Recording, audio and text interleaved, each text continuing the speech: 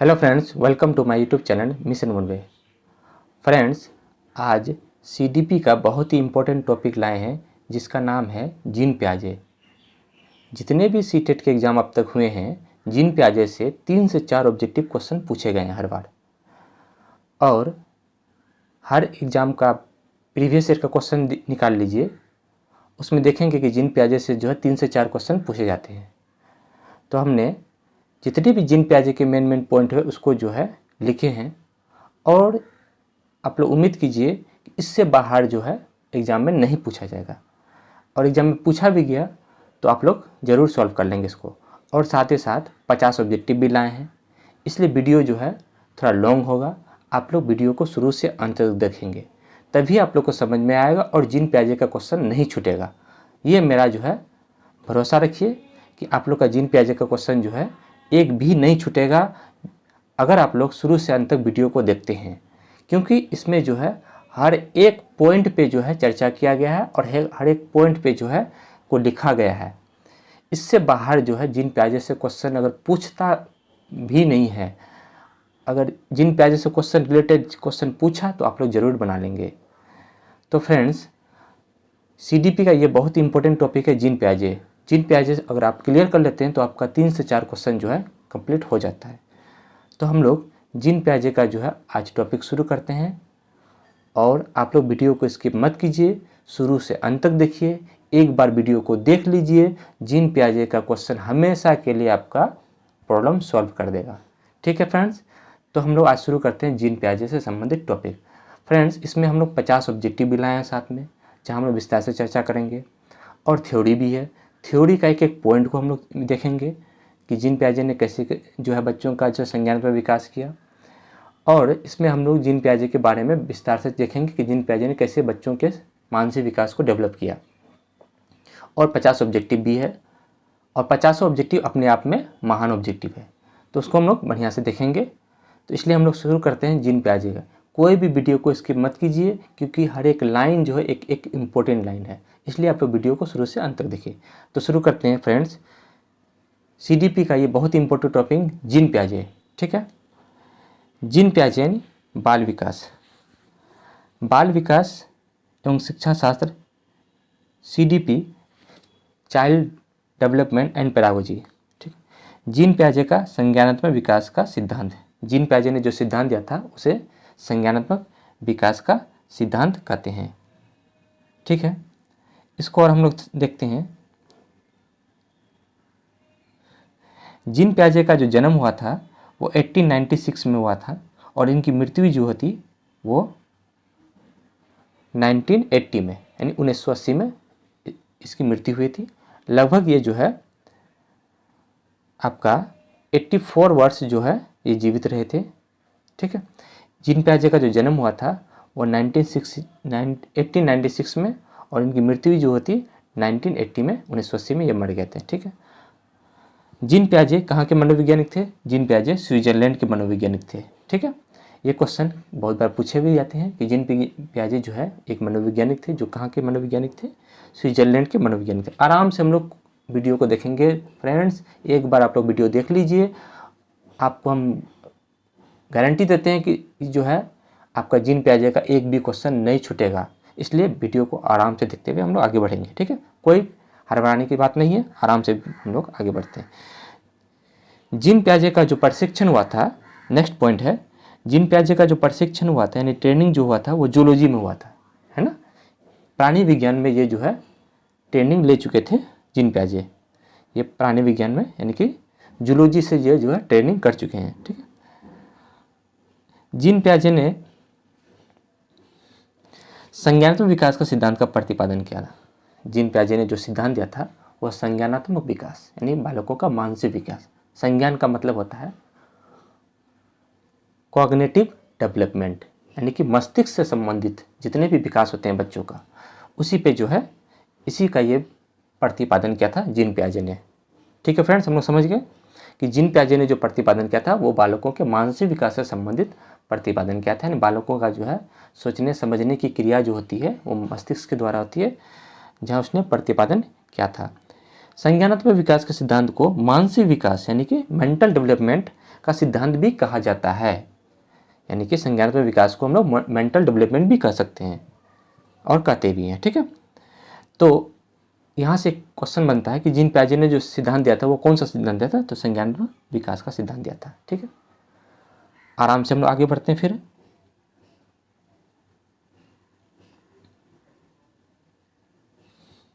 Next है, पियाजे ने कहा कि बालकों में चिंतन, खोज करने की प्रवृत्ति, यानी बालक जो है सोचने की समझती, खोज करने की प्रवृत्ति परिपक्वता स्तर पर ही नहीं, ना ही अनुभव पर निर्भर करता है। मतलब सिर्फ बालकों की उम्र बढ़ने के साथ साथ ही बच्चे नहीं सीखते हैं, उम्र के साथ साथ उन्हें अनुभव भी होना जरूरी है। यानी कि उम्र उम्र प्लस अनुभव, यानी मैच्योरेशन प्लस एक्सपीरियंस, दोनों मिलके तब जो है बच्चे अंतःक्रिया करते हैं। ठीक है, इसी विचारधारा को हम लोग अंतःक्रियावादी विचारधारा कहते हैं। समझ गए? मतलब ये था कि बालक जो है सिर्फ समझते हैं, सीखते हैं, तो वो परिपक्वता स्तर से नहीं, सिर्फ उम्र के बढ़ने के साथ साथ ही नहीं, उनको अनुभव भी होना चाहिए। तो अनुभव और उम्र दोनों जब एक साथ होंगे तो बच्चे अंतःक्रिया करेंगे, उसके प्रति प्रतिक्रिया करेंगे, किसी कार्य के प्रति सोचेंगे, प्रतिक्रिया करेंगे, समस्या का समाधान करेंगे। ठीक है फ्रेंड्स, यहाँ पे समझ गए हम लोग। यहाँ बहुत ही इंपॉर्टेंट पॉइंट है कि जीन पियाजे ने यह कहा कि बालक जो है सिर्फ उम्र के बढ़ने के साथ साथ जो है उनका अनुभव में भी क्या होती है? वृद्धि होती है। इसी विचारधारा को हम लोग अंतःक्रियावादी यानी इंटरेक्शन विचारधारा कहते हैं। आगे हम लोग देखते हैं, बालकों में बुद्धि का विकास किस प्रकार होता है? बालकों में बुद्धि का जो विकास होता है, यानी कि उसमें जो मानसिक विकास जो होता है, बुद्धि का जो विकास होता है, ये जानने के लिए पियाजे ने अपने ही बच्चों पर एक्सपेरिमेंट किया, यानी स्वयं के बच्चे पर खोज किया। वो स्वयं के बच्चों को देखा कि उसने बच्चे जो है कैसे कैसे मानसिक विकास कर रहे हैं, है ना। जीन पियाजे अपने ही बच्चों पर जो है खोज का विषय बनाया कि बालकों में बुद्धि विकास कैसे होता है। जीन पियाजे ने कहा कि जैसे जैसे बच्चे बड़े होते हैं उनका मानसिक विकास भी बढ़ते जाता है। यानी जीन पियाजे ने यह कहा कि बच्चे जैसे जैसे बड़े होंगे, पहले जो है बच्चा 0 से 2 वर्ष होगा, फिर बच्चा 2 से 7 वर्ष होगा, फिर बच्चा 7 से 11 वर्ष होगा, फिर बच्चा 11 से आगे होगा।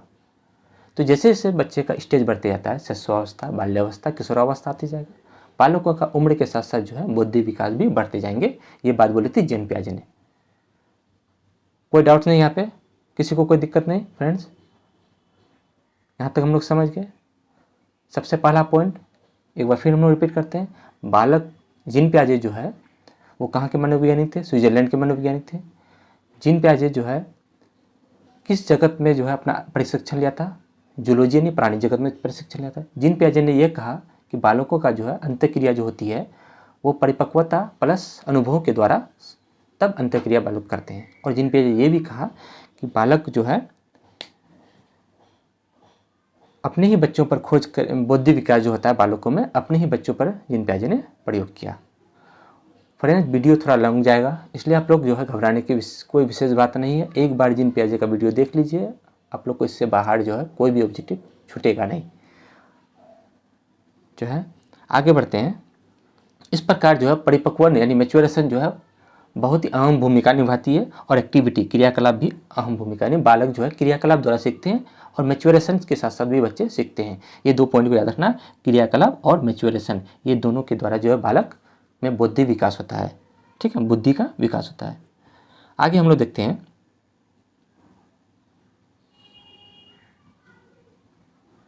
आगे ये है कि संज्ञानात्मक विकास से ये तात्पर्य होता है कि संज्ञानात्मक विकास आखिर है क्या? संज्ञानात्मक विकास हुआ क्या? संज्ञानात्मक विकास जब होता है तो उसमें क्या क्या चीज़ होती हैं? बच्चों में सीखने, सूचनाएं एकत्रित करने, तरीके, वृद्धि, प्रत्यक्षीकरण, भाषा, चिंतन, स्मरण शक्ति और तर्क करने की क्षमता का विकास होता है। इन सभी चीज़ों का जो है बालक जो है विकास करते हैं।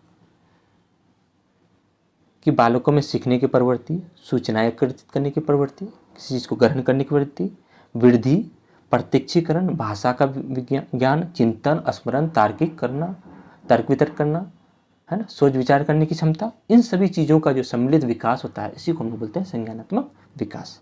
कोई कन्फ्यूज नहीं यहाँ तक, किसी को कोई डाउट नहीं? आगे बढ़ते हैं फ्रेंड्स। आगे है पियाजे ने संज्ञानात्मक विकास के सिद्धांत के अनुसार वह प्रक्रिया जिसके द्वारा संज्ञानात्मक संरचना को संशोधित किया जाता है उसे समावेशन कहते हैं। समावेशन किसे कहते हैं? जिसमें संज्ञानात्मक संरचना को संशोधित किया जाता है कि बच्चे नहीं सीखने पा रहे हैं तो उसको जो है संशोधित किया जाता है, सुधारा जाता है, किसी जो है प्रतिक्रिया के साथ जोड़ा जाता है, उसी को हम लोग बोलते हैं समावेशन। उसी को हम लोग क्या बोलते हैं? समावेशन करते हैं, एडजस्टमेंट करते हैं। बच्चे एडजस्ट कर गए उस प्रतिक्रिया के प्रति, उस क्रिया के प्रति एडजस्ट कर गए, तो उसी को बोलते हैं समावेशन करना। ठीक है, आगे हम लोग देखते हैं। पियाजे ने यह कहा कि बच्चों में बुद्धि का विकास जन्म के साथ ही जुड़ा होता है, यानी कि बच्चे जो है बुद्धि का जो विकास होता है वह जन्म के साथ ही जुड़ा होता है। ये पॉइंट को याद रखेंगे कि जब बच्चा जन्म लेते हैं तो वो जन्म के साथ ही उसका बुद्धि का विकास शुरू हो जाता है। बच्चे जन्म के समय कुछ जन्मजात प्रवृत्तियाँ एवं क्रियाएं जैसे चूसना, देखना, वस्तुओं को पकड़ना, वस्तुओं तक पहुँचना आदि क्रियाएँ लेकर पैदा होती है। आप लोग छोटे बच्चे को देखे होंगे, जब बच्चा 0 से 2 वर्ष का होता है, छोटे बच्चे जब बच्चे 6 महीने के होते हैं तो किसी चीज़ को देखेंगे, उंगली को चूसेंगे, वस्तुओं को पकड़ने का, वस्तुओं को जो है हाथ में ले लेंगे, खिलौने को देते हैं तो हाथ में ले लेते हैं। ठीक है, वस्तुओं तक पहुंचने का, रेंगने का प्रयास करेंगे, है ना, रेंगते हैं, दोनों घुटने के बदौलत जो है वो किसी वस्तु तक जाते हैं। और बालक जैसे जैसे बड़े होते हैं उनका बौद्धिक क्रियाओं में बुद्धिमान बनता चलता है और धीरे धीरे वो बड़े होते हैं तो उसका बुद्धि जो है बौद्धिक विकास भी बढ़ते जाता है। यहाँ तक किसी को कोई दिक्कत नहीं, यानी कि ये सब बच्चे जो है इन सभी प्रवृत्तियों के साथ बच्चे जो है जन्म लेते हैं और आगे बढ़ते हैं। ठीक है फ्रेंड्स, यहाँ तक किसी को कोई दिक्कत नहीं, आराम से समझते हुए चलेंगे, सिर्फ पॉइंट सबको आपको याद रखना है। ठीक है, आगे समझते हैं फ्रेंड्स कि जीन पियाजे ने कुछ महत्वपूर्ण संप्रेत्य दिए। ठीक है, जीन पियाजे ने कुछ महत्वपूर्ण संप्रेत्य दिए। क्या क्या संप्रेत्य दिए हैं? पहला है अनुकूलन। अनुकूलन क्या होता है? जब बालक वातावरण के अनुसार स्वयं को ढाल लेता है, जब बालक वातावरण के अनुसार स्वयं को क्या कर लेता है, ढालना ही क्या कहलाता है? अनुकूलन कहलाता है। याद रखेंगे, एडेप्टेशन। वातावरण के अनुसार, पर्यावरण के अनुसार बालक जब अपने आप को ढाल लेता है तो उसी को हम लोग अनुकूलन कहते हैं। ठीक है, यहाँ तक कोई दिक्कत नहीं। अनुकूलन वर्ड याद रखेंगे, वातावरण, वातावरण के अनुसार बच्चे जो है अपने वातावरण के अनुसार ढाल लेते हैं, उसी को हम लोग अनुकूलन करते हैं। आगे हम लोग बढ़ते हैं कि अनुकूलन के बाद है आत्मसातीकरण। ये 3 वर्ड आप लोग बहुत इंपॉर्टेंट है, अनुकूलन, आत्मसातीकरण और समायोजन। एडेप्टेशन, एसिमिलेशन और एक्कोमोडेशन। आत्मसातीकरण, अनुकूलन तो हम लोग समझ गए। आत्मसातीकरण क्या होता है फ्रेंड्स? जब पूर्व में जो हम लोग सीखे थे, पूर्व में सीखे हुए ज्ञान को जब नवीन ज्ञान से हम लोग जब जोड़ते हैं तो उसको हम लोग बोलते हैं आत्मसातीकरण। जब पहले के ज्ञान को हम लोग, ठीक है, जो पहले सीखे थे उसको जब नवीन ज्ञान से हम लोग जोड़ते हैं तो वो कहलाता है आत्मसातीकरण। ठीक है फ्रेंड्स, और समायोजन क्या कहलाता है, यानी एक्कोमोडेशन क्या कहलाता है? जब बालक पूर्व में जो सीखे थे ज्ञान में परिवर्तन कर देता है, उसमें जोड़ता नहीं, परिवर्तन कर लेता है, तो उसको हम समायोजन यानी एक्कोमोडेशन कहते हैं। इसको हम और समझते हैं अच्छे से कि आत्मसातीकरण क्या होता है। कि आत्मसातीकरण में जैसे बच्चे किसी वस्तु को, छोटे बच्चे जब किसी वस्तु को लेते हैं तो वो तुरंत मुंह में ले लेते हैं। तो इसका मतलब हुआ कि बच्चे जो हर एक वस्तु को खाने की क्रिया के साथ जोड़ते हैं, तो जहाँ जोड़ने की शब्द आएगा तो वहाँ पे समझना आत्मसातीकरण कर रहा है बच्चे। और समायोजन का मतलब जब बच्चे किसी 4 पैर वाले कुत्ते को देखते हैं तो उसको पहले जो है पता रहता है कि 4 पैर वाला चीज़ जो है कुत्ता होता है, फिर जो है फिर बिल्ली को देखते हैं 4 पैर, तो बच्चे जो है बिल्ली में जो है कुछ अंतर दिखाई देते हैं कुत्ते से के द्वारा। तो इसको जो अंतर जो हो गया, जो परिवर्तन किया, इसी को हम लोग बोलते हैं समायोजन। यानी बालक जो है आत्मसातीकरण के बाद समायोजन कर लेते हैं। ठीक है, यानी एक्कोमोडेशन का मतलब होता है परिवर्तन कर लेना, यानी बिल्ली में वो सब चीज़ नज़र आ रहा है उनको, इसलिए वो बिल्ली है। ठीक है, और उसने उसे कुत्ता नहीं कहा बिल्ली को, तो इसका मतलब ये हुआ कि बच्चे जो है समायोजन कर रहे हैं। आत्मसातीकरण को मतलब उसमें कुछ नया चीज़ जोड़ना आत्मसातीकरण, और परिवर्तन करना ही समायोजन कहलाता है। ठीक है फ्रेंड्स, यहाँ तक हम लोग समझ गए। पियाजे ने संज्ञानात्मक विकास के अनुसार विचार एवं तर्क अनुकूलन के भाग हैं। पियाजे ने संज्ञानात्मक विकास के अनुसार विचार करना और तर्क करना जो है ये अनुकूलन के एक क्या है, भाग हैं। यहाँ तक अब हम समझते हैं स्कीमा क्या होता है। स्कीमा और स्कीम्स ये बहुत ही इंपॉर्टेंट पॉइंट है।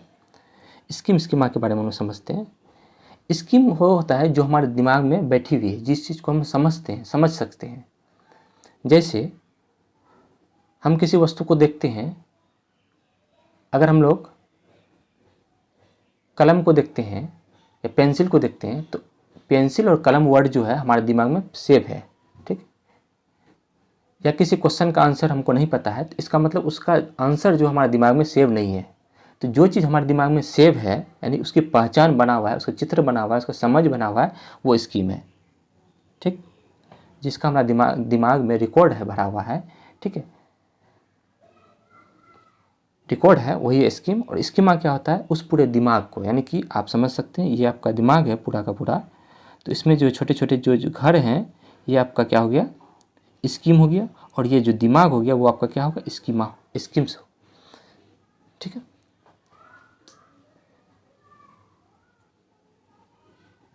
समझ गए फ्रेंड्स। यहाँ तक हम लोग स्कीम्स मतलब जो छोटे छोटे चीज़ जो होते हैं वो स्कीम्स होते हैं, और स्कीमा जो है वो पूरा बड़ा दिमाग हो गया, वो स्कीमा हो गया, ठीक है। यहाँ तक किसी को कोई दिक्कत नहीं। आगे हम लोग और बढ़ते हैं।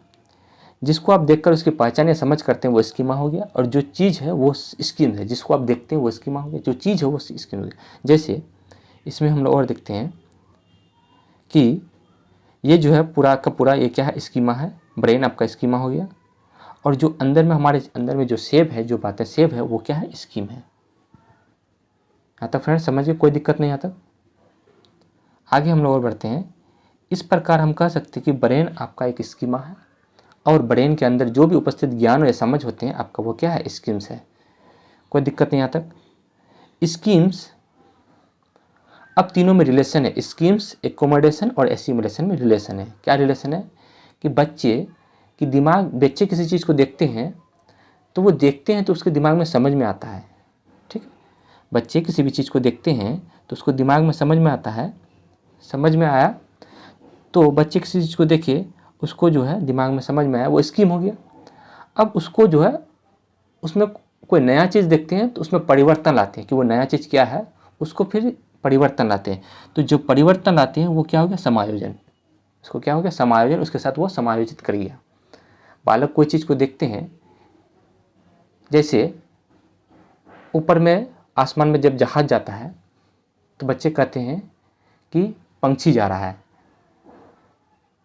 तो वहाँ पे क्या हो गया कि बच्चे एडजस्टमेंट नहीं करने पा रहे हैं, है ना।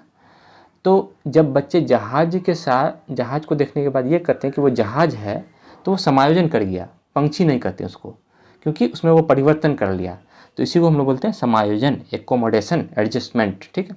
उसके बाद बच्चे क्या करेंगे, आत्मसातीकरण करेंगे और वो जोड़ेंगे, ठीक है। वो क्या करेंगे, जोड़ेंगे। तो इस प्रकार तीनों जो है एक दूसरे से क्या है, रिलेटेड हैं।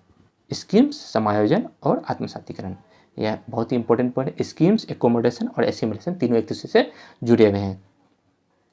पहले बच्चे किसी चीज़ को देखेंगे, उसके साथ फिर वो समायोजन करेंगे, फिर उसके बाद वो आत्मसातीकरण करेंगे, उसको जोड़ेंगे। यहाँ तक किसी को कोई दिक्कत नहीं।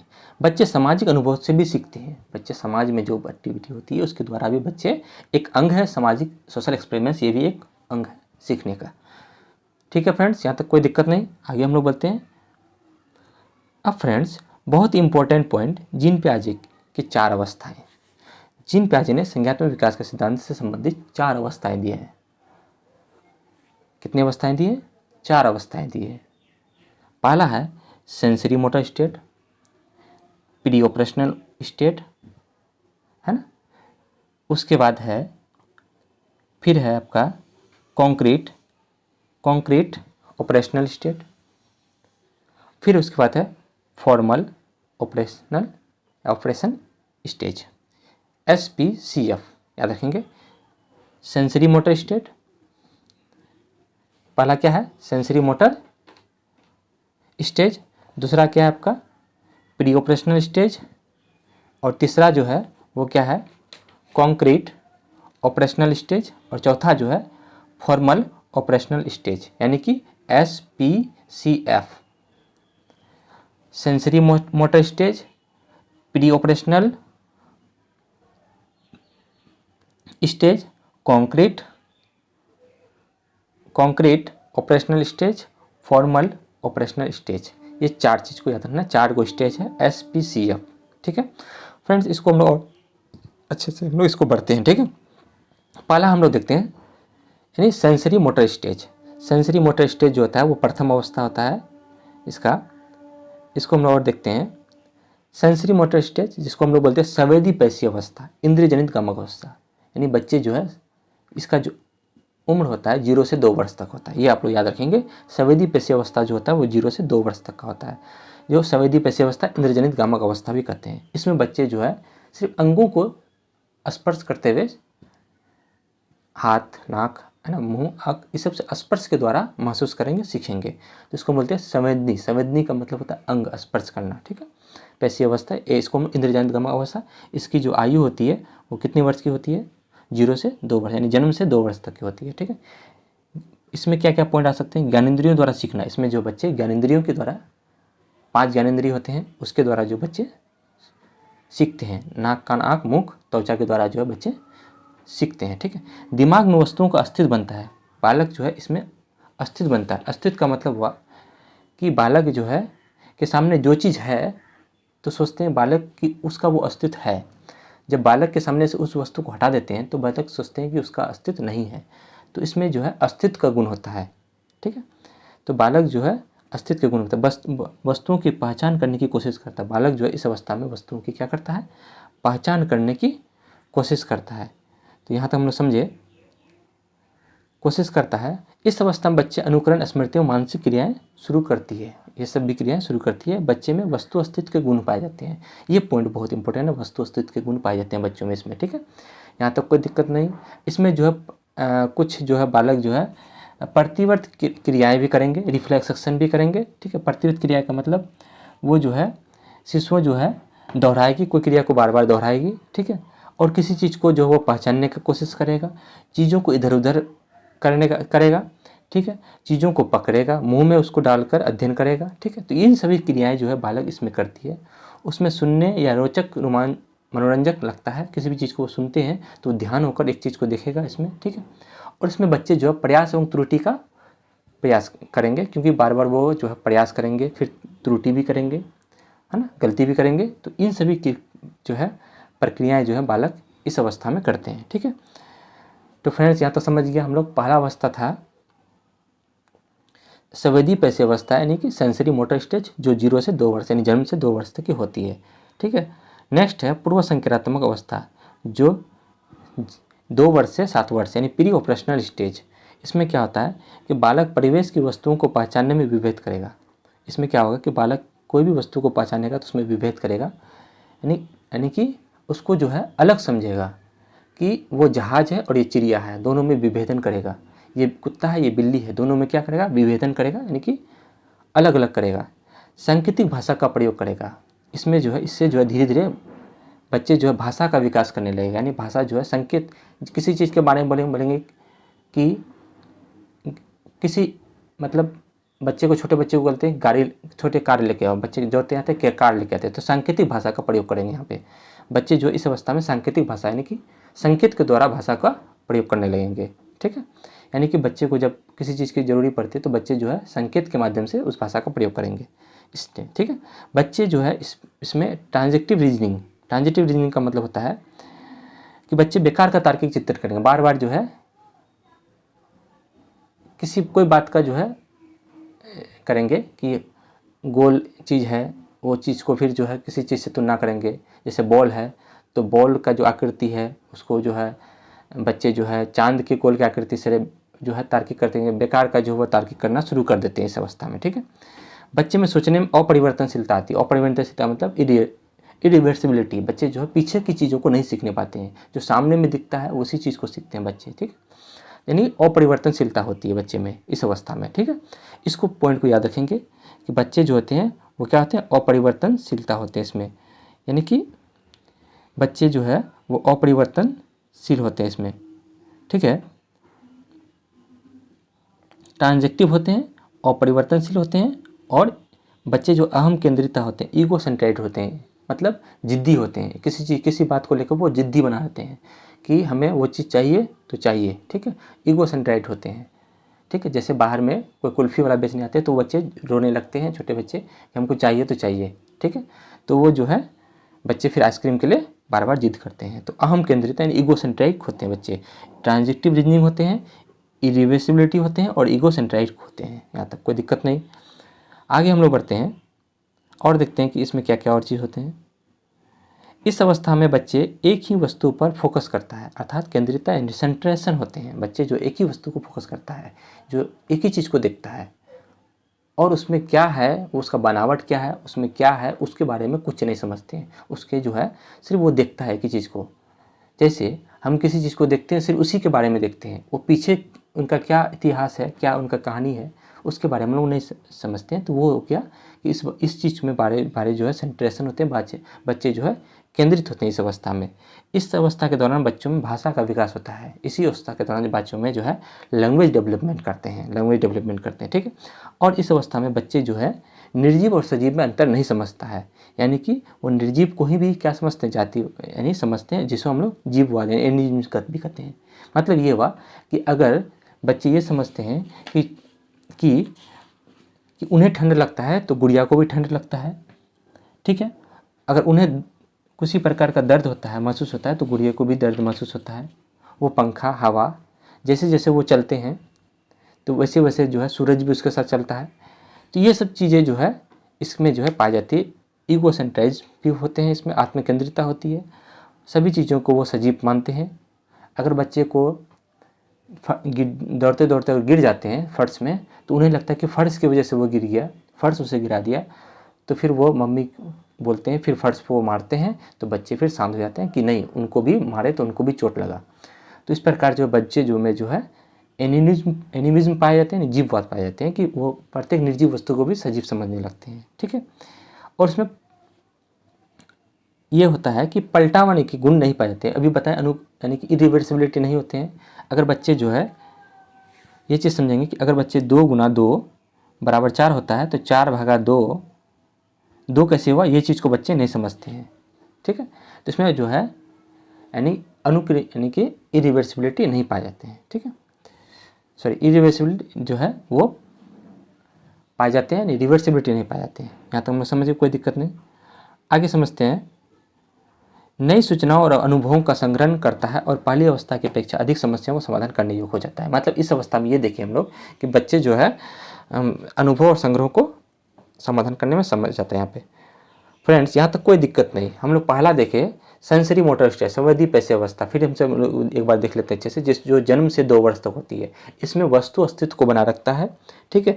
वस्तुओं को इंद्रियों की मदद से सीखता है। मानसिक क्रियाएं शुरू हो जाती है, जिसमें वस्तुओं को पकड़ने लगता है, छूने लगता है, स्पर्श करने की क्षमता शुरू हो जाती है बच्चों में, ठीक है।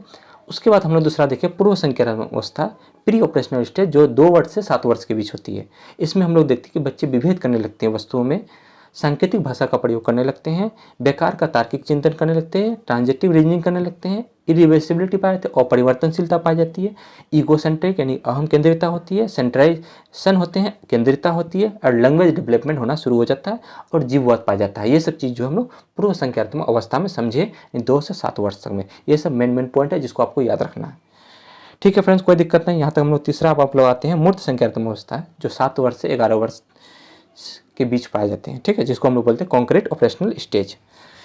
ये ठोस संक्रिय की अवस्था होती है, यानी कि ठोस का मतलब किसी चीज़ को दिखाना, वस्तु जो छूना, ठोस अवस्था भी कहते हैं, ठीक। इस अवस्था में बच्चे किसी वस्तु को देखकर तर्क लगने लगते हैं।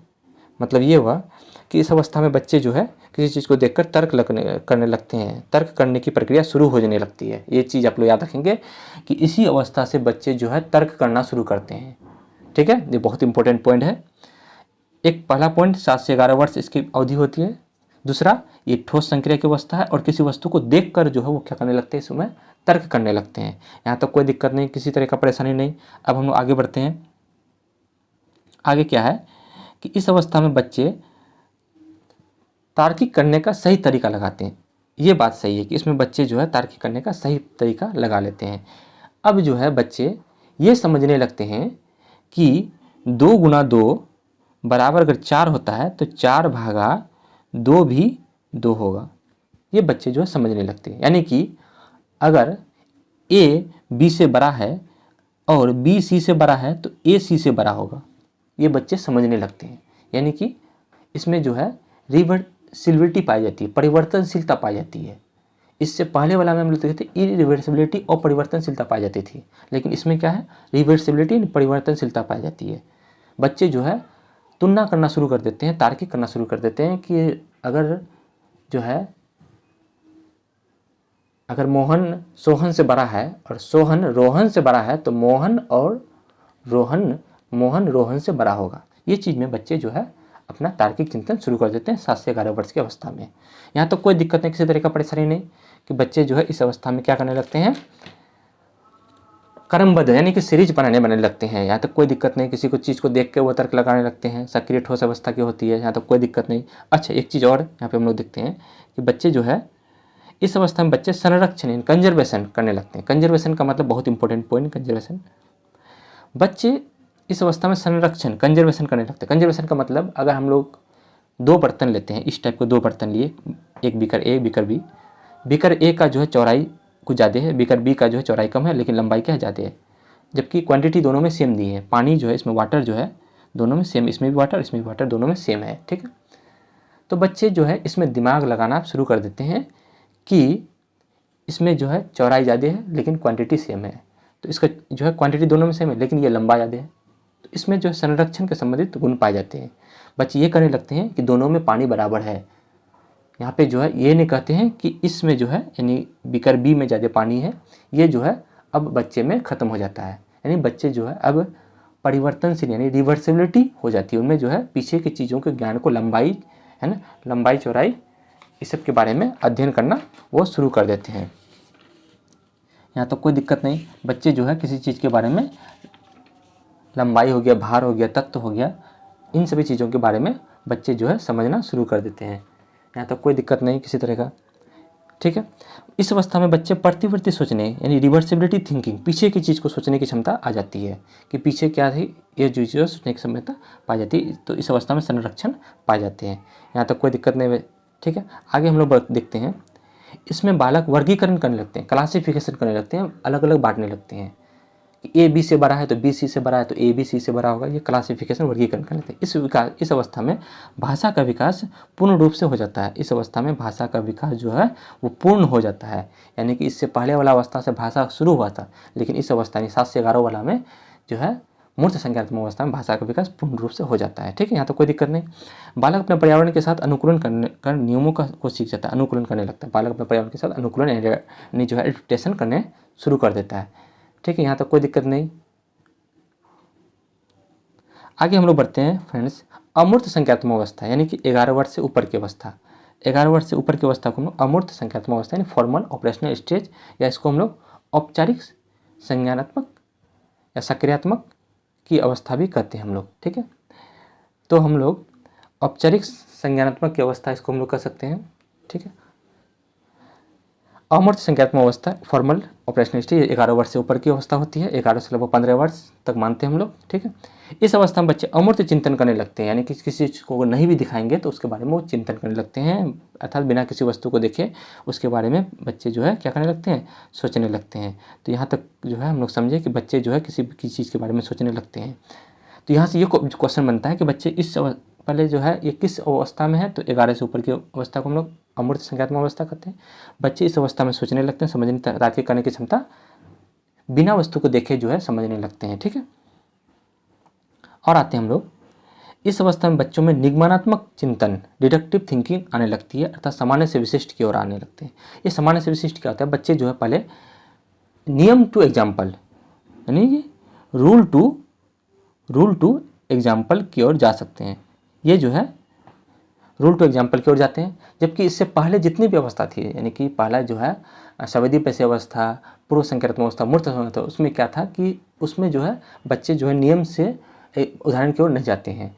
तो इसमें निगमनात्मक चिंतन यानी डिडक्टिव थिंकिंग आ जाते हैं। बच्चे जो है नियम को समझने लगते हैं, नियम के द्वारा एग्जाम्पल को समझते हैं। ये जो है उच्च कक्षा के छात्रों के लिए उपयोगी होता है, जबकि निम्न कक्षा के छात्रों के लिए जो है इंडक्टिव थिंकिंग यानी कि आगमनात्मक चिंतन दिया जाता है, जहाँ पे एग्जाम्पल के द्वारा जो है यानी उदाहरण के द्वारा नियम को दिया जाता है। तो इस अवस्था में डिडक्टिव थिंकिंग यानी निगमनात्मक चिंतन दिया जाता है, आने लगती है। बच्चे जो है सामान्य से विशिष्ट की ओर जाने लगते हैं। समझ में आ गया? डिडक्टिव थिंकिंग का मतलब होता है कि नियम से उदाहरण की ओर जा सकते हैं, जबकि इससे पहले की जो अवस्था होती है, बच्चे जो है पहले छोटे क्लास के बच्चों को यानी छोटे कक्षा के बच्चों को हम लोग पहले उदाहरण देते हैं, छोटी छोटी चीज़ों को उदाहरण देकर तब नियम की तरफ जाते हैं, चित्रों को दिखा के करते हैं के द्वारा देते हैं। तो वो हो गया आपका इंडक्टिव थिंकिंग यानी आगमनात्मक चिंतन। और जो अभी होते हैं यानी 11 से ऊपर वर्ष के जो बच्चे होते हैं वो डिडक्टिव थिंकिंग करने लगते हैं। उनमें नियम यानी अपर क्लास के बच्चों जो है निगमनात्मक नियम को समझने लगते हैं, नियम अपने से जो है बनाने लगते हैं। और समझते हैं कि इस अवस्था में बच्चे परिकल्पनात्मक निगमनात्मक चिंतन हाइपोथेटिक डिडक्टिव थिंकिंग यानी उच्च चिंतन की स्मृता, बहुत ज़्यादा सोचने की समझने की क्षमता जो है हाइपोथेटिकल डिडक्टिव थिंकिंग जो है बच्चे में आ जाती है इस अवस्था में। ठीक है फ्रेंड्स, यहाँ तो कोई दिक्कत नहीं, किसी तरह का परेशानी नहीं, हम लोग समझ गए। और हम लोग इसमें आगे बढ़ते हैं। इस अवस्था में बालकों में समस्या समाधान और निर्णय लेने की क्षमता का विकास बहुत अच्छे से हो जाता है, यहाँ तक कोई दिक्कत नहीं। इस अवस्था में बच्चे भाषा का चरमोच्च आकर्षक यानी अधिकतम ऊंचाई पर पहुंच जाते हैं, बहुत अधिकतम ऊंचाई को जो है पहुँच जाते हैं।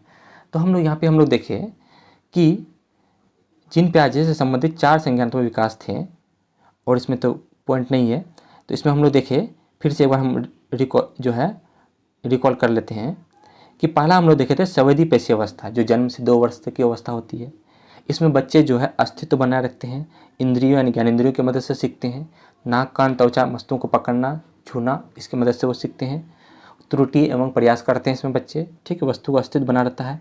पूर्व संज्ञानात्मक अवस्था है, इसमें बच्चे को विभेदीकरण करने लगते हैं, पहचानने लगते हैं, बेकार का तार्किक चिंतन करने लगते हैं, और परिवर्तनशीलता होती है, इरिवर्सिबिलिटी होती है, ट्रांजेक्टिव रीजनिंग होते हैं, अहम केंद्रिता होती है, ईगो सेंट्राइड होते हैं, जिद्दी होते हैं बच्चे, सेंट्राइड होते हैं, सेंट्रेशन होते हैं, मतलब बच्चे किसी भी चीज़ को ध्यानपूर्वक देखते हैं तो देखते रहते हैं। इस अवस्था में बच्चों का भाषा का विकास होना शुरू हो जाता है, और इस अवस्था में बच्चे जो है एनिमिज्म करने लगते हैं, जीववाद करने लगते हैं, निर्जीव और सजीव में अंतर नहीं समझते, वो हर एक निर्जीव वस्तु को सजीव समझने लगते हैं, और सूचना और जो है सूचना और अनुभव को संग्रह करने लगते हैं, और समस्या का समाधान करने योग्य हो जाता है।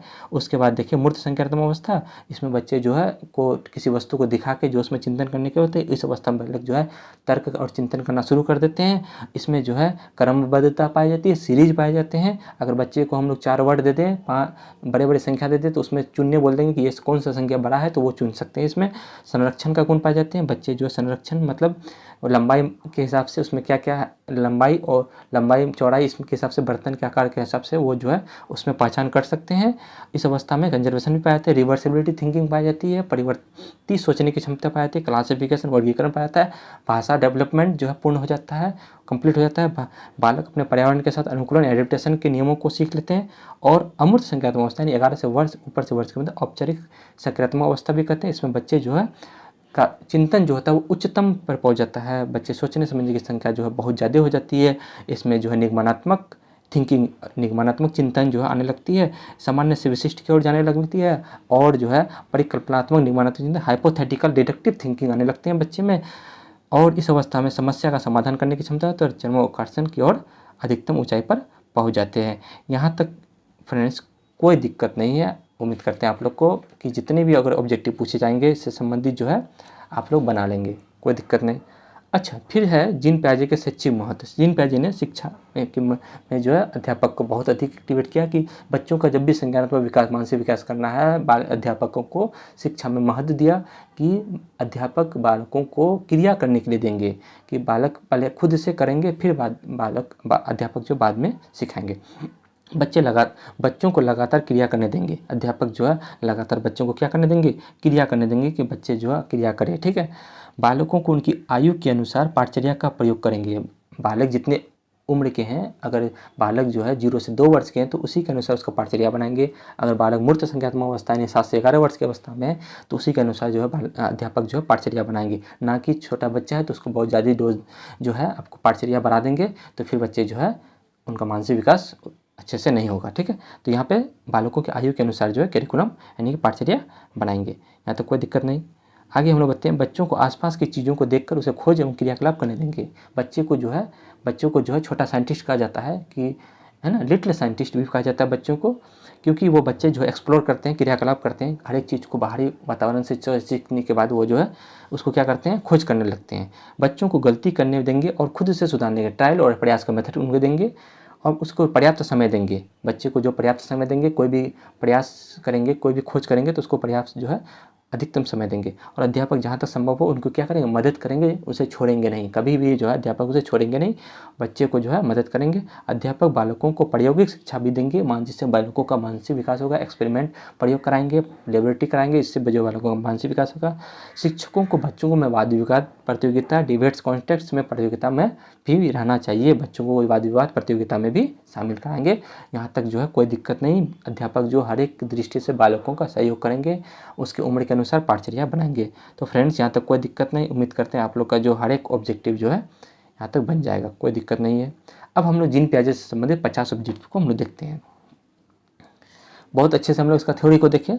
पहला क्वेश्चन ये है कि जीन पियाजे द्वारा बताई गई बाल विकास के 4 अवस्था में अमूर्त अवस्था की अवधि है। फ्रेंड्स आप लोग को जो है अगर ज़्यादा टाइम लग रहा है तो आप लोग जो है वीडियो यहाँ तक देखें, फिर जो है नेक्स्ट दिन इससे आगे भी देख सकते हैं, तो आराम से, कोई दिक्कत नहीं है।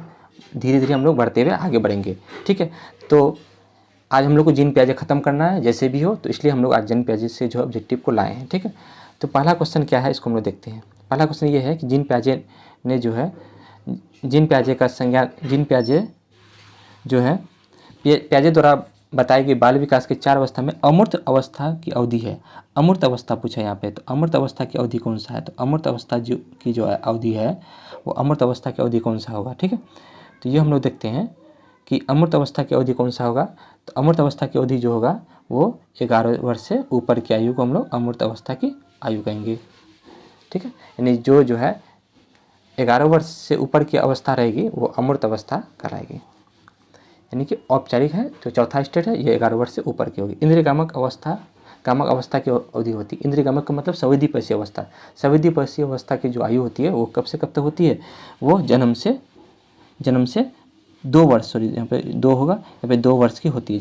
जन्म के जो है 2 वर्ष तक होती है, ठीक है। यहाँ तक कोई दिक्कत नहीं। नेक्स्ट तीसरा में हम लोग आते हैं। पियाजे के अनुसार संज्ञानात्मक विकास के किस चरण में बच्चा वस्तु अस्तित्व को प्रदर्शित करता है। हम लोग यहाँ पे देखे थे कि जीन पियाजे का जो प्रथम अवस्था था संवेदीपर्शी अवस्था में वस्तु अस्तित्व, मतलब बच्चे के सामने जो चीज़ है वो सोचता है कि बच्चे उसका अस्तित्व है और उसको वहाँ से हटा देंगे तो उसका अस्तित्व नहीं है। तो बच्चे को जो है वस्तु अस्तित्व के बारे में कौन सा अवस्था में आता है, तो संवेदीपर्शी अवस्था, ठीक है। संवेदीपर्शी अवस्था में वस्तु अस्तित्व को बनाए रखते हैं। यहाँ तो कोई दिक्कत नहीं। नेक्स्ट हम लोग आते हैं, जीन पियाजे कहाँ के मनोवैज्ञानिक थे। जीन पियाजे स्विट्जरलैंड के मनोवैज्ञानिक थे। हम लोग देख लिए थे थ्योरी में, जीन पियाजे कहाँ के मनोवैज्ञानिक थे, स्विट्जरलैंड के मनोवैज्ञानिक थे। यहाँ तक कोई दिक्कत नहीं। नेक्स्ट हम लोग आते हैं, जीन पियाजे क्या थे, तो जीन पियाजे एक मनोवैज्ञानिक थे। जीन पियाजे एक मनोवैज्ञानिक थे। यहाँ तक कोई दिक्कत नहीं। जीन पियाजे क्या थे, एक मनोवैज्ञानिक थे। नेक्स्ट हम लोग आते हैं 6 नंबर में, निम्नलिखित में किस अवस्था में भाषा संबंधी योग्यता का विकास चरमोत्कर्षक पर होता है। चरमोत्कर्षक मतलब सबसे अधिकतम जो है भाषा का विकास किस अवस्था में होता है। तो फ्रेंड्स अभी हम लोग जीन पियाजे का जो चौथी अवस्था देखे थे कि अमूर्त संज्ञानात्मक अवस्था में भाषा का जो विकास होता था वो अमूर्त मतलब चरमोत्कर्षक होता है, मतलब बहुत ज़्यादा सबसे अधिकतम होता है। तो यहाँ पे हो जाएगा ऑप्शन नंबर कौन सा हो जाएगा, 6 का जो है दूसरा हो जाएगा, यानी अमूर्त संज्ञानात्मक अवस्था। फ्रेंड्स जितने भी हम पॉइंट लिखे हैं उसको आप लोग कॉपी में भी लिख सकते हैं, तब आप लोग ऑब्जेक्टिव बनाएंगे तो बहुत अच्छे से एक भी पॉइंट नहीं छूटेगा। तो भाषा का विकास चरमोत्कर्षण में अधिकतम जो होता है वो अमूर्त संज्ञानात्मक अवस्था में होता है। नेक्स्ट हम लोग 7 पे आते हैं। 7 नंबर क्वेश्चन क्या कहता है कि जीन पियाजे ने संज्ञानात्मक विकास को कितने चरणों में विभाजित किया। तो ये बहुत ही सिंपल क्वेश्चन है। जीन पियाजे ने संज्ञानात्मक विकास के कितने चरणों में विभाजित किया, तो 4 चरणों में विभाजित किया। कितने चरणों में विभाजित किया, जीन पियाजे ने संज्ञानात्मक विकास के सिद्धांत को 4 चरणों में विभाजित किया, ठीक है। नेक्स्ट हम लोग 8 नंबर क्वेश्चन की ओर आते हैं। 8 नंबर क्वेश्चन क्या कहता है, 8 नंबर क्वेश्चन है, पियाजे के अनुसार विकास की पहली अवस्था जो 0 से 2 वर्ष के दौरान बच्चा डैश सबसे बेहतर सीखता है। मतलब बच्चे जो है 0 से यानी जन्म से 2 वर्ष के दौरान जो है बच्चे सबसे अधिक क्या सीखता है। तो इसको हम लोग देखते हैं, निष्क्रिय शब्दों को समझने के द्वारा, ये तो नेचुरल शब्दों के द्वारा समझने के द्वारा। अमूर्त तरीके से चिंतन, ये तो नहीं है। अमूर्त तरीके से चिंतन मतलब बिना दिखाए वस्तु को जो है सीखना, ये तो गलत है। भाषा के नए ज्ञान का अनुप्रयोग, भाषा के नए ज्ञान का अनुप्रयोग तो नहीं होता है इसमें, क्योंकि ये जो होती है पूर्व संज्ञानात्मक अवस्था, यानी कि 2 से 7 वर्ष की अवस्था में। तो इंद्रियों के प्रयोग द्वारा सीखना, ये इंद्रियों के प्रयोग द्वारा जो सीखना होता है इस अवस्था में शुरू हो जाता है 0 से 2 वर्ष तक। इसका ऑप्शन हो जाएगा 4। ठीक है, चौथा ऑप्शन जो है इसका सही रहेगा। नेक्स्ट आते हैं फ्रेंड्स, नेक्स्ट है 9 नंबर में, निम्न में से किसका कथन है कि ज्ञानात्मक विकास नकल पर आधारित न होकर खोज पर आधारित होती है। मतलब कि कौन सा है जो अवस्था, किसने कहा था कि संज्ञानात्मक यानी बालों को जो संज्ञानात्मक विकास होता है वह नकल ना करके वो क्या होता है, खोज पर आधारित होता है। तो ये बात बोले थे जीन पियाजे ने। किसने कहा था? जीन पियाजे ने कहा था। नेक्स्ट इसमें हम लोग देखते हैं, पियाजे ने किसी बच्चे के विचारों में नए विचारों का समावेशन हो जाना क्या कहलाता है। ये तो बहुत अच्छा क्वेश्चन है ना, कि पूर्व ज्ञान को नए ज्ञान से जोड़ना, जहाँ जोड़ने वाला यानी जोड़ना वाला वर्ड यानी समावेश, विचारों को नए विचारों को समावेश किया था, तो उसको क्या बोलते हैं? सब उसको हम लोग सात्मीकरण यानी कि आत्मसातीकरण हम लोग बोलते हैं। इसको हम लोग बोलते हैं इंग्लिश में एसिमिलेशन, है ना। एसिमिलेशन हम लोग कहते हैं जिसमें पुराने ज्ञान को नए ज्ञान से जोड़ा जाता है। ठीक है, तो इसमें हम लोग याद करेंगे आत्मसातीकरण पे हम लोग मानेंगे। नेक्स्ट है वातावरण के अनुसार स्वयं को ढालना। स्वयं को ढालना क्या कहलाता है? वातावरण के अनुसार स्वयं को ढालना अनुकूलन कहलाता है। क्या कहलाता है? अनुकूलन कहलाता है। इसमें साम्यकरण भी है, समायोजन भी है, सहकारिता, ये तीनों तो होगा नहीं। वातावरण के अनुसार स्वयं को ढालना अनुकूलन कहलाता है। ठीक है, कोई दिक्कत नहीं आता। आगे फ्रेंड्स हम लोग बढ़ते हैं। नेक्स्ट है 12 नंबर में, 12 में है कि पियाजे के संज्ञानात्मक विकास के सिद्धांत के अनुसार विकास कैसी होती है? रुक रुक कर चलने वाली प्रक्रिया है, ठीक है, निरंतर चलने वाली प्रक्रिया है, रुक रुक एवं निरंतर चलने वाली प्रक्रिया, उपरोक्त में से कोई नहीं। तो ये बताइए कि जीन पियाजे ने यह कहा था कि उम्र के बढ़ने के साथ साथ जो है बालकों का बौद्धिक विकास भी होता है। ठीक है, हम पढ़ाए हैं शुरू में कि जीन पियाजे ने यह कहा था कि बालकों में जो है प्रयास जो है निरंतर होते रहता है। तो यहाँ पे हो जाएगा ऑप्शन जो है दूसरा सही है कि निरंतर चलने वाली प्रक्रिया जो है वो हमेशा बालकों में संज्ञानात्मक विकास के जो है निरंतर चलने वाली एक प्रक्रिया है। यहाँ तक कोई दिक्कत नहीं। नेक्स्ट हम लोग आते हैं भाषा का विकास प्रारंभ हो जाता है। ये तो बहुत इजी क्वेश्चन है। भाषा का विकास जो होता है वो प्रारंभ हो जाता है। तो आप लोग याद कीजिए, हम दिखाए हैं कि भाषा का विकास जो होता है वो पूर्व संज्ञानात्मक अवस्था है ना, कि इसमें जो है 0 से यानी कि 5 से इसमें मतलब जो आपका जो है पूर्व संज्ञानात्मक अवस्था, यानी पूर्व संज्ञानात्मक अवस्था आपका जो था वो 2 से 7 वर्ष का जो अवस्था था उससे जो है बालकों में भाषा का विकास शुरू हो जाता है। तो पूर्व संज्ञानात्मक अवस्था में भाषा का विकास शुरू हो जाएगा। ये सब हर एक चीज़ आपको जो है पॉइंट में मिल जाएगा, जो शुरू में हम पढ़ाए हैं। ठीक है, संज्ञानात्मक विकास का सिद्धांत किसने दिया था? तो संज्ञानात्मक विकास का सिद्धांत जीन पियाजे ने दिया था। ठीक है, कोई दिक्कत नहीं। यहाँ तक 14 हो गया। 14 नंबर। नेक्स्ट 15 में हम लोग आते हैं, निर्माण एवं खोज का सिद्धांत किसने दिया था? तो निर्माण एवं खोज का सिद्धांत जीन पियाजे ही दिया है कि निर्माण करता है बालक जो है, निर्माण करके फिर खोज करता है, तो उसके बाद जो है बड़े बालक जो आसपास के द्वारा जो सीखता है, निर्माण करता है, बच्चे को जो है लिटिल साइंटिस्ट भी कहा जाता है। तो इस पर जो है जीन पियाजे ने ये बात कही थी। ठीक है फ्रेंड्स, यहाँ तो कोई दिक्कत नहीं। ठीक है, आगे हम लोग बढ़ते हैं। किस अवस्था में बच्चे अपने अस्तित्व की समझ तो बना लेते हैं परंतु ये नहीं समझ पाते हैं कि क्रियाएं परिवर्तनीय हैं और उनके निर्णय चीज़ों को मौजूदा दिखावट पर निर्भर करते हैं। ये बहुत ही अच्छा क्वेश्चन, ये दिसंबर 2021 में पूछा गया था, हाल ही में पूछा गया था क्वेश्चन था। अब हम लोग इसमें देखते हैं, किस अवस्था में बच्चे अपने अस्तित्व की समझ तो बना लेते हैं परंतु ये नहीं समझ पाते हैं कि क्रिया परिवर्तनीय है। मतलब ये है कि बच्चे जो है अपरिवर्तनीय है, याद रखेंगे, अपरिवर्तनीय। इरिवर्सिबिलिटी किस में होता है? तो ये निर्णय पर मौजूदा दिखावट पर निर्भर। इरिवर्सिबिलिटी पूर्व संज्ञानात्मक अवस्था में था, तो पूर्व संज्ञानात्मक अवस्था यहाँ पे सही रहेगा। ठीक है, यानी कि इरिवर्सिबिलिटी, पीछे की चीज़ों को वो बच्चे नहीं देखते हैं। ठीक है, अस्तित्व को समझ पाते हैं लेकिन परंतु नहीं समझ पाते हैं कि क्रियाएं परिवर्तनीय है, ये समझ नहीं पाते हैं। तो बच्चे यहाँ पे जो है पूर्व संज्ञानात्मक यानी इरिवर्सिबिलिटी जो है पा जाते हैं, जो आपका 2 से 7 वर्ष के बीच के अवस्था है। ठीक है, तो इसका आंसर हो जाएगा पूर्व संज्ञानात्मक अवस्था। कोई दिक्कत नहीं यहाँ तक। नेक्स्ट हम लोग आते हैं 17 में। 17 क्वेश्चन क्या कहता है इसको, ये भी दिसंबर आपका 2021 में पूछा गया, हाल ही में। ठीक है, नेक्स्ट क्वेश्चन है, पूर्व संज्ञानात्मक अवस्था के बच्चों के लिए शिक्षकों को, यानी पूर्व संज्ञानात्मक अवस्था कब से कब शुरू होती है? 2 से 7 वर्ष की अवस्था। ठीक है, यहाँ पे हम लोग समझ गए 2 से 7 वर्ष की अवस्था। ठीक है, तो इसमें देखते हैं पूर्व संज्ञानात्मक अवस्था में बच्चों के लिए शिक्षकों को क्या करना है, मूर्त साधनों व बहुत से दृश्य सामग्री का प्रयोग करना चाहिए। दूसरा में है परिकल्पना सोच वाली समस्याओं को सुलझाने में मौके का मुहैया करना चाहिए। तीसरा में जटिल पदानुक्रमित संबंधों को दिखाते हुए चित्रों का प्रयोग करना चाहिए। और चौथा में है बच्चों अमूर्त समस्याओं पर काम के लिए कहना चाहिए। मतलब यहाँ पे यह है कि पूर्व संज्ञानात्मक अवस्था में बच्चों को जो है बहुत से दृश्य सामग्री का प्रयोग करना चाहिए। परिकल्पनात्मक सोच तो होगा नहीं दूसरा वाला, क्योंकि बच्चे जो इसमें सोचने इतने की समझा तो है नहीं पाई जाती है। जटिल पदानुक्रमित संबंधों को दिखाते हुए चित्रों का प्रयोग करते हैं, जटिल चीज़ों को जो है समझ दिखाते हुए इनको चित्रों का प्रयोग करेंगे, ये भी नहीं। अमूर्त समस्यात्मक, ये तो चौथा अवस्था है, तो इसका जो है पहला ऑप्शन सही रहेगा। मूर्त संसाधनों वो बहुत से दृश्य सामग्री का प्रयोग करना चाहिए, ये वाला सही है। ये तो होगा नहीं, क्योंकि परिकल्पनात्मक सोच जो है चौथी अवस्था होती है। जटिल पदानुक्रम का प्रयोग संबंधी ये भी जो है नहीं होगा, क्योंकि बच्चे इस अवस्था में सोचने की तार्किक करने की क्षमता जो है उत्पन्न नहीं होती है। अमूर्त समस्या ये भी जो है चौथा अवस्था होती है, इसलिए जो है पहला ऑप्शन पूरा करेक्ट ऑप्शन है। ठीक है, हाँ तो फ्रेंड्स कोई दिक्कत नहीं। नेक्स्ट हम आते हैं 18 में क्या कहता है। 18वीं क्वेश्चन जो है पूछा हुआ क्वेश्चन है, ये भी दिसंबर जो है आपका 2021 में पूछा हुआ क्वेश्चन है। बहुत ही इंपॉर्टेंट क्वेश्चन है, बहुत अच्छा क्वेश्चन है फ्रेंड्स, कोई दिक्कत नहीं। आप लोग सब्सक्राइब जरूर करें, शेयर करें सभी दोस्तों तक। आगे हम लोग बढ़ते हैं। एक बालक को 20 भूरे रंग की लकड़ी के माने के और दो सफ़ेद रंग की लकड़ी के माने के दी जाती है। मतलब ये क्वेश्चन है कि 20 जो है आपका भूरे रंग के लकड़ी के माने के दिया गया, ठीक 20, ठीक है। और 2 जो दिया गया वो सफ़ेद रंग के दिए गए, ये भूरे रंग के दिए गए और ये सफ़ेद रंग के दिए गए, ठीक है।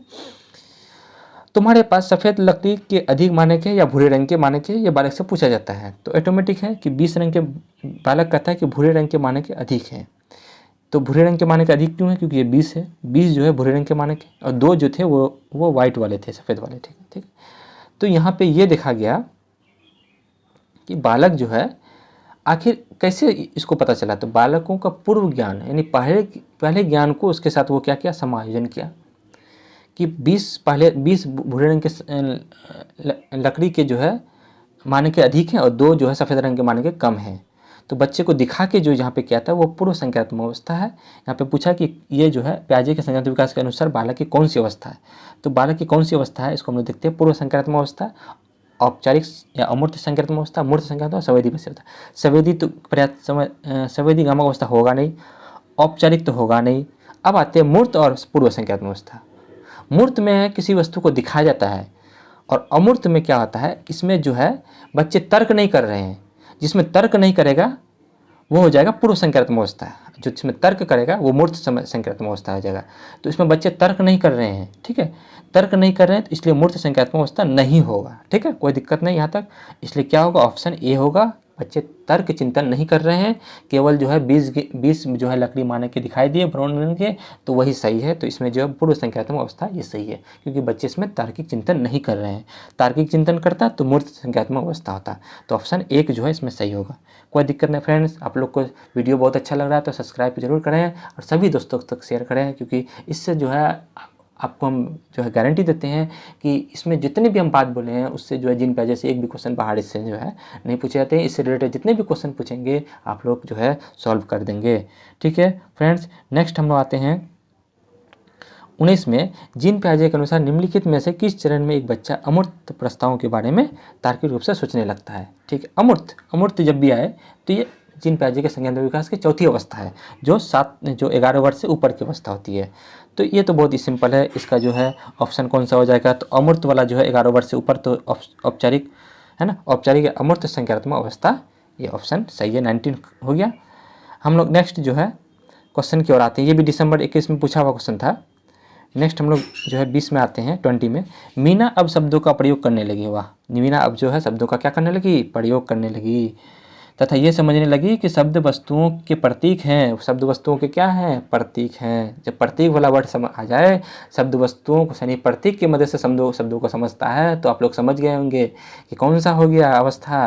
तो ये अवस्था हो गया आपका 2 से 7 वर्ष की अवस्था हो गया, तो 2 से 7 वर्ष की अवस्था कौन सा हो जाएगा? तो बच्चे बताओ, 2 से 7 वर्ष की अवस्था पूर्व संख्यात्मक अवस्था। बिना मतलब तुरंत आंसर हो जाएगा पूर्व संख्यात्मक अवस्था, कोई दिक्कत नहीं। यहाँ तक कॉन्सेप्ट क्लियर है, तुरंत आंसर बनाएंगे हम लोग। अब तर्क करने की क्षमता, परंतु प्रत्ययों का संरक्षण और क्रमबद्धता नहीं पाई थी। संरक्षण क्रमबद्धता तो मूर्त संख्यात्मक अवस्था में पाई जाती थी।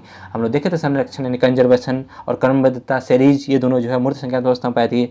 तो मीना की प्याजे के संख्यात्मक विकास किस अवस्था पर होगी? तो ये पूर्व संख्यात्मक अवस्था पर होगी, कोई दिक्कत नहीं। यहाँ तक कोई परेशानी नहीं। हम लोग तो यही इसका आंसर बना लिए थे, ये पूर्व संख्यात्मक अवस्था, क्योंकि इस अवस्था में बच्चे जो है संकेतों की भाषा का प्रयोग करते हैं। ठीक है फ्रेंड्स, कोई दिक्कत नहीं। 21 में आते हैं हम लोग 21 में। निम्नलिखित में कौन सा विकास सिद्धांत इस बात पर का समर्थन करता है कि बच्चे में संज्ञात्मक विकास सांकेतिक भाषा का विकास का पूर्वगामी होता है?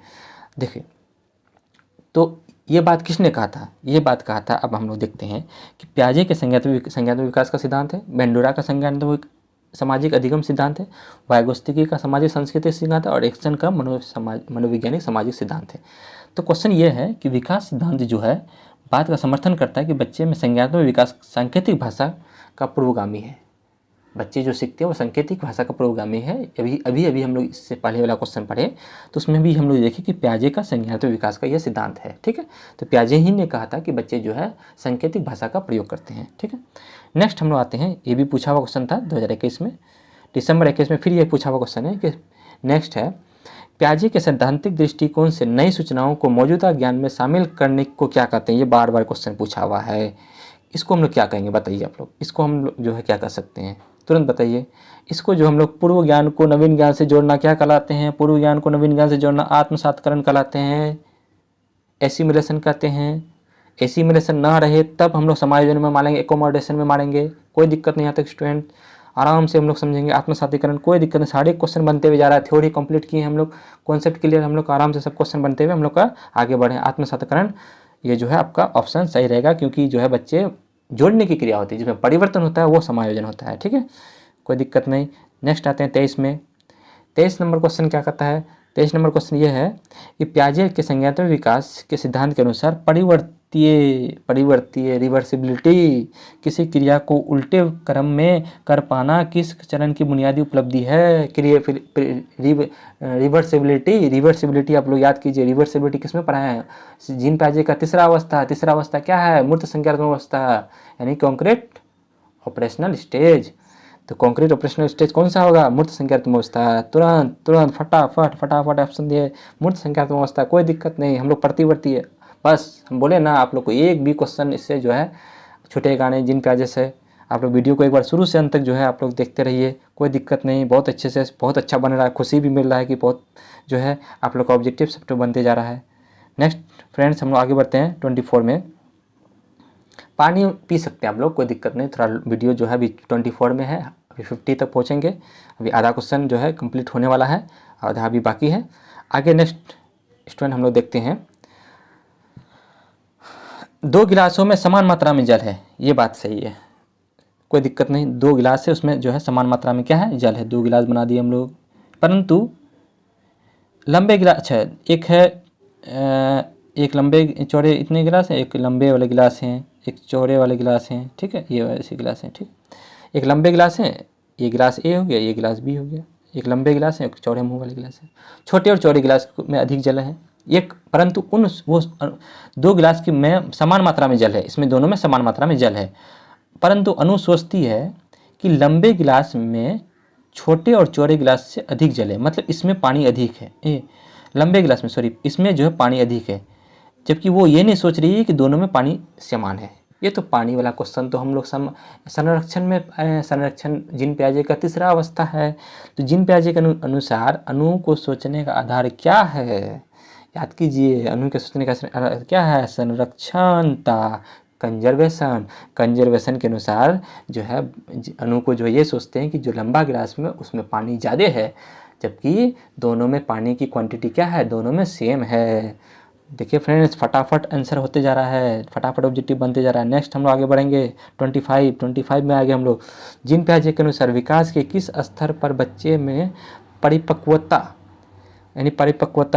आने लगती है? परिपक्वता यानी आधारित निगमनात्मक तार्किक विकसित होने लगते हैं, वैज्ञानिक उभरता शुरू हो जाती है। बहुत ही अच्छा क्वेश्चन। परिपक्वता आधारित निगमनात्मकता, ये जो है आपका कौन सा अवस्था था, हम लोग पढ़ाए थे अभी कि जीन पियाजे का चौथा अवस्था। याद कीजिए, जीन पियाजे का चौथा अवस्था क्या था। जीन पियाजे का चौथा अवस्था था कि डिडक्टिव थिंकिंग आता है, डिडक्टिव थिंकिंग परिपक्वता, हाइपोथेटिकल डिडक्टिव थिंकिंग आने लगती है। तो यानी बहुत बच्चे जो है बहुत ज़्यादा सोचने लगते हैं। कौन सा अवस्था आ जाएगा, तो अमूर्त संख्यात्मक अवस्था, यानी कि 11 वर्ष से ऊपर की अवस्था है। यहाँ पे बोल दिया परिपक्वता आधारित निगमनात्मक तार्किकता, मतलब हाइपोथेटिकल डिडक्टिव थिंकिंग आने लगती है, अमूर्त संख्यात्मक की अवस्था आने लगती है। फ्रेंड्स, यहाँ तक कोई दिक्कत नहीं, किसी को किसी तरह का परेशानी नहीं। नेक्स्ट फ्रेंड्स, हम आगे बढ़ते हैं। 26 में आते हैं। 26 ये भी दिसंबर 21 में पूछा हुआ क्वेश्चन है।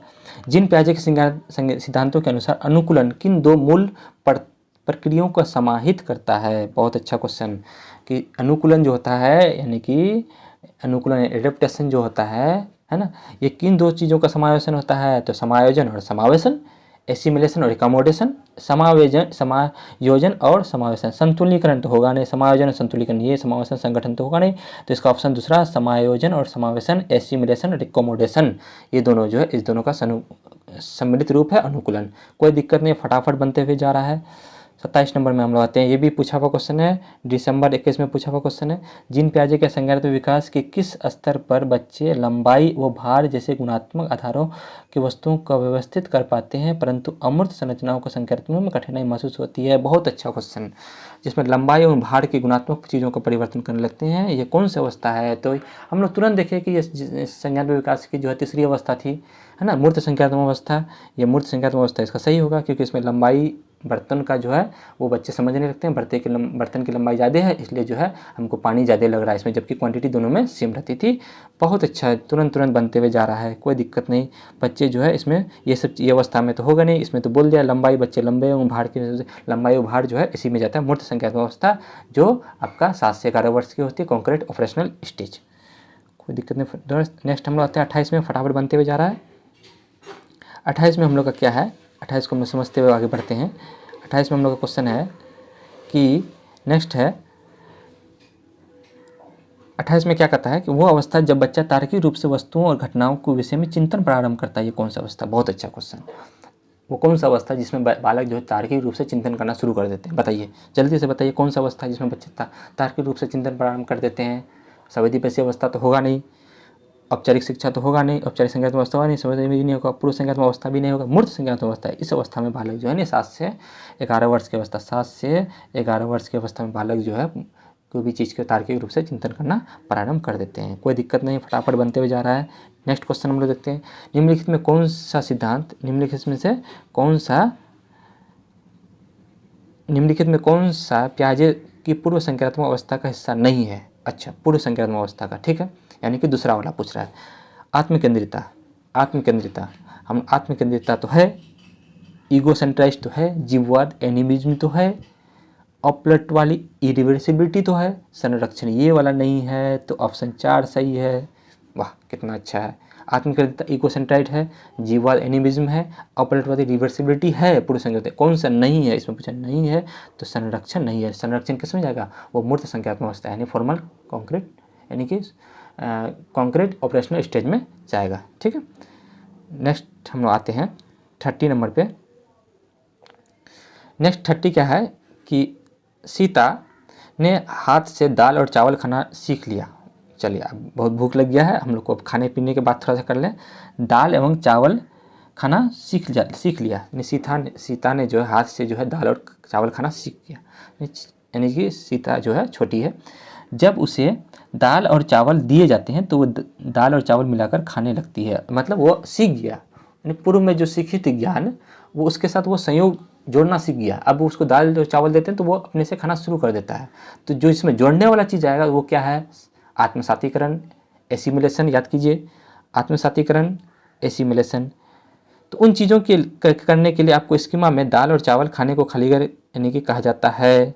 कौन सा ऑप्शन होगा, अनुकूलित कर गया, जहाँ आत्मसातीकरण तो है नहीं ऑप्शन में, समायोजित तो होगा नहीं, तो आत्मसातीकरण जो नहीं होगा वो अनुकूलित होगा, क्योंकि अनुकूलित के ही 2 अंग हैं। अनुकूलित के 2 अंग होते हैं, एक होता है आपका आत्मसातीकरण और एक होता है समायोजन, ठीक है। तो आत्मसातीकरण ही होगा, क्योंकि बच्चे जो है जोड़ रहे हैं। पहले उसको दाल चावल खाने का आदत डाल दिया, अब बच्चे जो दाल चावल डाल रहे हैं तो उसको जो है वो उसी का प्रयोग, पूर्व ज्ञान का जो है अभी प्रयोग करते हुए, जोड़ते हुए बच्चे आगे बढ़े हैं। तो इसका ऑप्शन ए सही होगा। ठीक है, नेक्स्ट हम आगे बढ़ते हैं। पियाजे के संज्ञानात्मक विकास के सिद्धांत से निहितार्थ निकलते हुए एक ग्रेड 6 से 8 के शिक्षक अपनी कक्षा में क्या करना चाहिए? हाँ, ये क्वेश्चन बहुत अच्छा क्वेश्चन है। 6 से 8 के जो है पर क्या करना चाहिए? 6 से 8 जो है मतलब आपका ये 7 से 11 यानी मूर्त संज्ञानात्मक अवस्था का के बालकों पर है। तार्किक बहस के प्रयोग को हतोत्साहित करना चाहिए, यानी कि आपको जो है बहस करना चाहिए, बच्चों के साथ तार्किक रूप से बहस करना चाहिए। ठीक है, ऐसी समस्या प्रस्तुत करना जिसमें तर्क आधारित समाधान की आवश्यकता होती है। चलो, तीसरा है एक अवधारणा को पढ़ने के लिए केवल मूर्त सामग्रियों का प्रयोग करना चाहिए। चलो आगे बढ़ते हैं हम लोग। केवल निर्धारित पाठ्यक्रम का निर्धारण करना चाहिए। हम लोग ऑप्शन को और देखते हैं। तार्किक इसको प्रयोग करते हुए हतोत्साहित करना चाहिए, ये गलत है। तार्किक रूप से बहस करते हुए हतोत्साहित नहीं करना चाहिए। दूसरा वाला को ऐसी समस्या को प्रस्तुत करना चाहिए जिसमें आधारित समाधान करने की आवश्यकता हो, ये तो ठीक लग रहा है। नेक्स्ट आते हैं। एक अवधारणा को पढ़ने के लिए केवल मूर्त सामग्रियों का प्रयोग करना चाहिए। केवल मूर्त सामग्रियों का प्रयोग नहीं करना चाहिए, अवधारणाओं का प्रयोग करते हुए उन्हें जो है और भी जो है थिंकिंग, तार्किक करने की समस्या का समाधान, मतलब तार्किक सोचने समझने की क्षमता का भी प्रयोग करना चाहिए।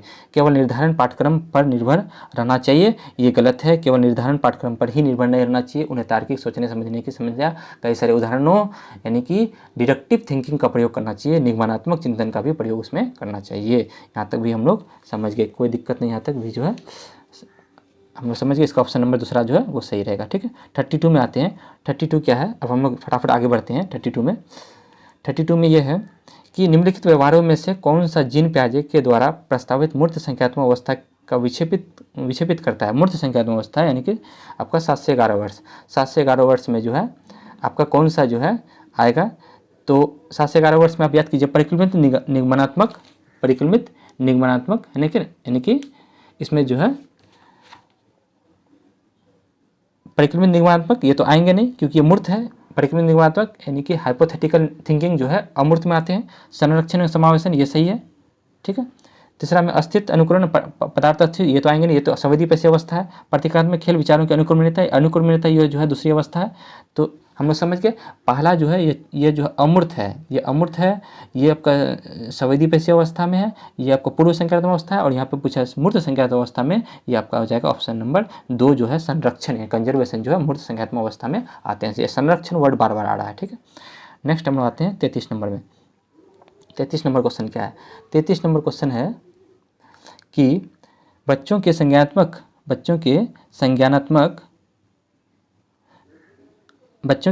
विकास के संदर्भ में निम्नलिखित में कौन सी पियाजे की संरचना है? पियाजे की संरचना कौन सा है? स्कीमा, अवलोकन, अधिगम, अनुबंधन, पुनर्बलन। अवलोकन, अनुबंधन देख के सीखना ये तो नहीं है, देख के सीखना। अनुबंधन ये भी नहीं है। पुनर्बलन तो ये सब तो चले जाएगा, थानराइट पार्लो ये सब में चले जाएगा। अनुबंधन, रिफोर्समेंट, अनुबंधन ये सब भी नहीं है। तो इसका स्कीमा जो है जो बच्चे दिमाग में बैठ जाते हैं उसी को जो है वो बच्चे समझ पाते हैं, देखते हैं। ठीक है, नेक्स्ट है 34 में हम लोग आते हैं।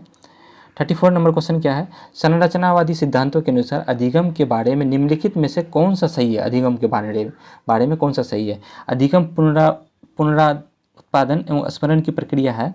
अधिगम यंत्रवत याद करने की प्रक्रिया है, ये गलत है। यंत्रवत याद करने की प्रक्रिया नहीं। अधिगम अनुवर्तीय संबंध व्यवहारों का अनुबंधन है, ये भी गलत है। ठीक है, अधिगम सक्रिय विनियोजन के द्वारा ज्ञान की संरचना का प्रयत्न, एक्टिविटी द्वारा, बालक जो एक्टिविटी के द्वारा सीखते हैं। हम पढ़े थे आगे, बालक जो है एक्टिविटी के द्वारा, पुनर्वत स्मरण यानी कि रटने की प्रक्रिया नहीं होती, बालकों में करनी चाहिए। तो यह जो है अनुसार अधिगम जो होना चाहिए बालकों में क्रिएटिविटी यानी एक्टिविटी के द्वारा जो बालक सीखना चाहिए। संरचना यानी एक्टिविटी के द्वारा बालक सक्रिय रूप से एक्टिव होकर सीखते हैं। तो ऑप्शन चौथा जो है इसका सही रहेगा, कोई दिक्कत नहीं यहाँ तक। नेक्स्ट हम लोग आते हैं 35 नंबर में। 35 में है निम्नलिखित में से, नेक्स्ट है कि 35 निम्नलिखित में कौन सा कथन पियाजे के सिद्धांत के अनुसार कहा नहीं जा सकता है, नहीं कहा जा सकता? ठीक है, विकास गुणात्मक चरणों में होता है, गुणात्मक चरणों में होता है, ये भी सही है 35 का। ठीक है, बच्चे अपनी दुनिया के बारे में ज्ञान का निर्माण उपयोग करते हैं, ये भी सही है। निरंतर अभ्यास से अधिगम होता है, पियाजे के सिद्धांत के अनुसार कहा नहीं जा सकता है। ठीक है, बच्चे अपने पर्यावरण के द्वारा सीखते हैं, ये सही है। ठीक है, नहीं कहा जा सकता है तो इसका मतलब निरंतर अभ्यास की प्रक्रिया, ये जो है पियाजे के सिद्धांत के अनुसार कहा नहीं जा सकता है कि निरंतर अभ्यास जो है लगातार जो है बच्चे को सिखाते जाओ, उसमें जो है कई सारी प्रक्रियाओं द्वारा जो है। इसका तो आंसर हो जाएगा तीसरा वाला ऑप्शन जो है इसका सही रहेगा, तीसरा ऑप्शन ये सही है। ठीक है, नेक्स्ट हम लोग आगे बढ़ते हैं 36 में। 36 नंबर क्वेश्चन क्या है, निम्नलिखित में कौन सा पूर्व संक्रियात्मक विचार यानी कि दूसरा वाला स्टेज यानी कि 2 से 7 वर्ष की एक सीमा नहीं होती है, इसमें क्या क्या नहीं होती है। तो पहला बात है कि इसमें जो ईगो सेंट्रेज होता है, अनुकर्मण्यता होता है, ठीक है, ध्यान केंद्रिता होता है। तो परिकृतात्मक विचार की विकास जो होता है ये वाला नहीं होता है। तो जो नहीं होता है वो वाला यानी ऑप्शन इसका जो होगा वो कौन सा होगा, ऑप्शन नंबर इसका जो है वो दूसरा वाला होगा, ऑप्शन नंबर 2 जो है इसका सही है। ठीक है, यहाँ पे नहीं दिया है इसलिए आपको ये वाला चुनना है, ये सब बाद बाकी है। ठीक है, नेक्स्ट हम लोग आते हैं 37 में।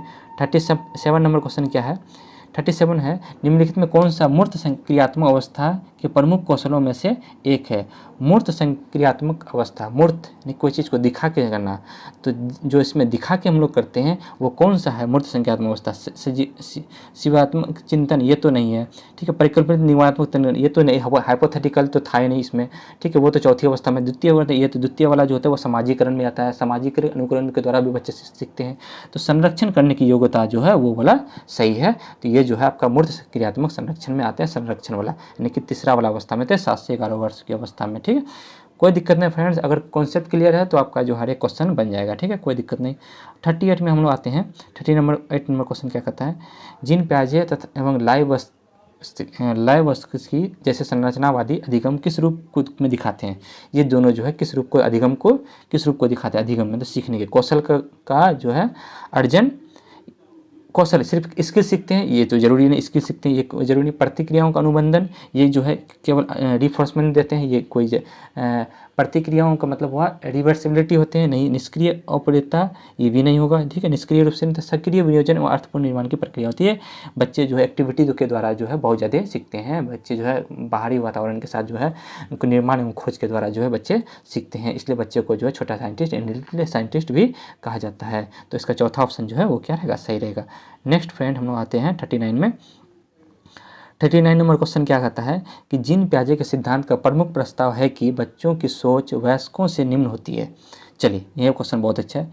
जिन प्याजे के सिद्धांत का ये प्रमुख प्रस्ताव ये है कि बच्चों की सोच जो वयस्कों से निम्न होती है। ये तो आगे हम लोग देखते हैं। बच्चों की सोच वयस्कों से बेहतर होती है, बच्चों की सोच मात्रात्मक रूप से वयस्कों से भिन्न होती है, बच्चों की सोच गुणात्मक रूप से वयस्क होती है। देखिए ये क्वेश्चन जो है बच्चों की सोच यानी बच्चे जो सोचेंगे, काइंड और क्वांटिटी ये दोनों अलग अलग हो सकता है। यानी काइंड जो है दोनों का अलग होगा लेकिन क्वांटिटी सेम होगा। बच्चे जितना सोचेंगे वो मतलब बच्चे जितना सोचेंगे वो वयस्क भी सोचेंगे उतने ही, यानी कि उसका क्वांटिटी सेम रहेगा लेकिन काइंड सोचने का प्रकार जो अलग अलग होगा। समझ गया। तो इसका ऑप्शन जो है वो कौन सा ऑप्शन रहेगा, चौथा ऑप्शन जो है इसका सही रहेगा, क्योंकि गुणात्मक जो होता है क्वांटिटी सेम रहेगा। क्वांटिटी दोनों का सेम रहेगा। जितना छोटा बच्चा समझेगा उतना ही क्या समझेगा, उतना ही बड़ा बच्चा भी समझेगा। लेकिन जो है दोनों का जो है हम लोग ये समझे कि एक छोटा बच्चा भी जितना समझेगा उतना बड़ा बच्चा भी समझेगा, यानी कि दोनों का जो है क्वांटिटी यानी मात्रा जो होगा, क्वांटिटी जो होगा वो क्या होगा, सेम होगा, क्वांटिटी सेम होगा। ठीक है, लेकिन क्वालिटी जो होगा वो क्या होगा, वो क्वालिटी जो होगा वो डिफरेंट होगा, वो अलग अलग होगा, वो डिफरेंट होगा, वो अलग अलग होगा। समझे। यानी कि एक छोटा बच्चा जितना सोचेगा उतना बड़ा यानी वयस्क भी सोचेगा, लेकिन सोचने का प्रकार अलग अलग होगा। तो ये ऑप्शन जो है बहुत अच्छा क्वेश्चन था। ये चौथा ऑप्शन जो है इसका जो है वो क्या रहेगा, सही रहेगा। बच्चों की सोच गुणात्मक रूप से वयस्कों से भिन्न होती है। गुणात्मक यानी कि उनका जो है क्वांटिटी अलग हो, क्वालिटी अलग हो सकता है, क्वांटिटी नहीं। ठीक है, ठीक है फ्रेंड्स, कोई दिक्कत नहीं, बहुत अच्छा है। वीडियो अच्छा लग रहा है तो लाइक शेयर जरूर कर लें सबको। नेक्स्ट हम लोग आते हैं 40 नंबर पे। निम्नलिखित में कौन सा पूर्व क्रियात्मक अवस्था कालकों में बच्चे विशेषित करते हैं। ठीक है, पूर्व संक्रियात्मक अवस्था हो गया आपका प्री ऑपरेशनल स्टेज हो गया। ठीक है, तो इसमें कौन सा होगा, वर्तुल प्रतिक्रिया ये तो नहीं होगा, वर्तुल प्रतिक्रिया नहीं होगा। ठीक है, तो इसमें हम लोग आते हैं लक्ष्य निर्धारित व्यवहार, इसमें नहीं होगा। विलंबित अनुकरण ये नहीं होगा, बच्चे जो विलंबित करके विचारों की अनुकरणीयता मतलब बच्चे में जो है इरिवर्सिबिलिटी पाए जाते हैं। ये ऑप्शन सही है, इरिवर्सिबिलिटी इसमें पूर्व संक्रियात्मक अवस्था में पाई जाती है। ये सब जो है बहुत ईजी क्वेश्चन है, तुरंत बन जाएगा, सब कोई दिक्कत नहीं। नेक्स्ट क्वेश्चन हम लोग आते हैं 41 पे। प्याजे के अधिगम के संज्ञानात्मक सिद्धांत के अनुसार वो प्रक्रिया जिसके द्वारा संज्ञानात्मक संरचना को संशोधित किया जाता है वो क्या है। बहुत अच्छा क्वेश्चन। ठीक है, संशोधित किया जाता है तो वो क्या कहलाता है। ये तो क्वेश्चन जो है कितना बार पूछे हैं। संरचना को संशोधित जो किया जाता है, तो संशोधित जो किया जाता है वो क्या कहलाता है, समायोजन, एसिमुलेशन, फिर वही बात जिसमें हम संशोधित करते हैं, यानी कि पूर्व ज्ञान को नए ज्ञान से जोड़ते हैं, परिवर्तन नहीं करते हैं। यहाँ पे संशोधित बोला है, संशोधित करते हैं तो वो समायोजन है। ठीक है, अगर मेरा परिवर्तन होता तो हम समावेशन में टिक मारते, तो यह मेरा हो जाएगा एसिमिलेशन, एकोमोडेशन में नहीं मारना है। अगर समायोजन नहीं रहता तब हम लोग समावेशन में मारते। नेक्स्ट फ्रेंड, हम लोग आगे बढ़ते हैं 42 में। 42 नंबर क्वेश्चन क्या कहता है? 42 नंबर क्वेश्चन है इस कहता है कि किसके अलावा निम्नलिखित में से सभी प्याजे की मूर्त संज्ञात्मक अवस्था का हिस्सा है?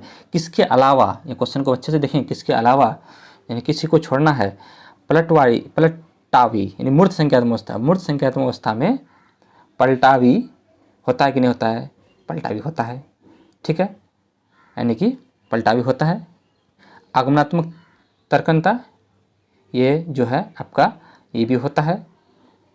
तेसिक चिंतन, संरक्षण का अभाव, ये संरक्षण का अभाव जो है इसमें होता है, इसमें लिखा अभाव लिखा है, यानी कि संरक्षण तो होता है इस अवस्था में, मूर्त संज्ञात्मक अवस्था में होता है संरक्षण, तो यहाँ पे लिखा था संरक्षण का अभाव, तो ये जो है इसमें गलत दिया है इस लाइन। तो इसको पूछा था किसके अलावा, तो ऑप्शन चौथा जो इसमें सही है, संरक्षण का अभाव इसमें नहीं होता, नहीं संरक्षण होता है इसमें। ठीक है, नेक्स्ट क्वेश्चन को बहुत ध्यान से सीखेंगे, समझ जाएंगे। नेक्स्ट हम लोग 43 में आते हैं, सीखने की तत्परता। ठीक है, सीखने की तत्परता की ओर संकेत करती है। ये सीखने की तत्परता किस पे और संकेत करती है? सीखने के सत्यात्मक में शिक्षार्थियों का वर्तमान संज्ञात्मक स्तर।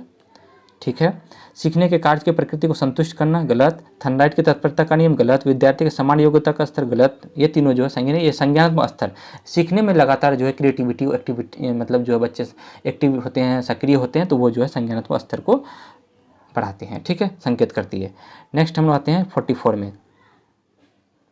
44 नंबर क्वेश्चन क्या कहता है कि छिपी हुई वस्तुओं ढूंढ निकालना। ये बहुत अच्छा है, हम लोग समझ गए कहाँ पे जा रहा है। छिपी हुई वस्तुओं को ढूंढ निकालना, ये कौन सा जगह है? जैसे छोटे बच्चे जो है कोई वस्तु को छुपा देते हैं, तो बच्चे जो है उसको जो है रेंगते रेंगते बच्चे जो है उस वस्तु को खोज निकालते हैं, तकिया के नीचे छुपा देते हैं, तब भी बच्चे खोज लेते हैं। तो ये आएगा संवेदी पेशी अवस्था। संवेदी पेशी अवस्था में बच्चों का क्या होता है? वस्तु अस्तित्व होता है। तो हम तो बिना क्वेश्चन को पढ़े आंसर बोल दिए।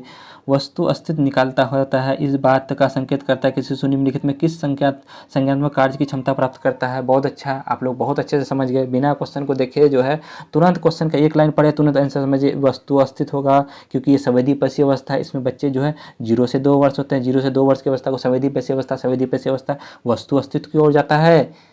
समझ में आया? यहाँ पे कोई दिक्कत नहीं, किसकी ओर दर्शाता है? वस्तु अस्तित्व की ओर दर्शाता है। नेक्स्ट हम लोग आते हैं 45 क्वेश्चन। 45 नंबर क्वेश्चन क्या कहता है? ये थोड़ा लॉन्ग क्वेश्चन है, देखते हैं हम लोग। एक शिक्षिका 2 एक समान गिलासों को प्रदर्शित करती है जो जूस के समान मात्रा से भरे हुए हैं। ठीक है, इसको हम लोग देखते हैं कि दो गिलास है।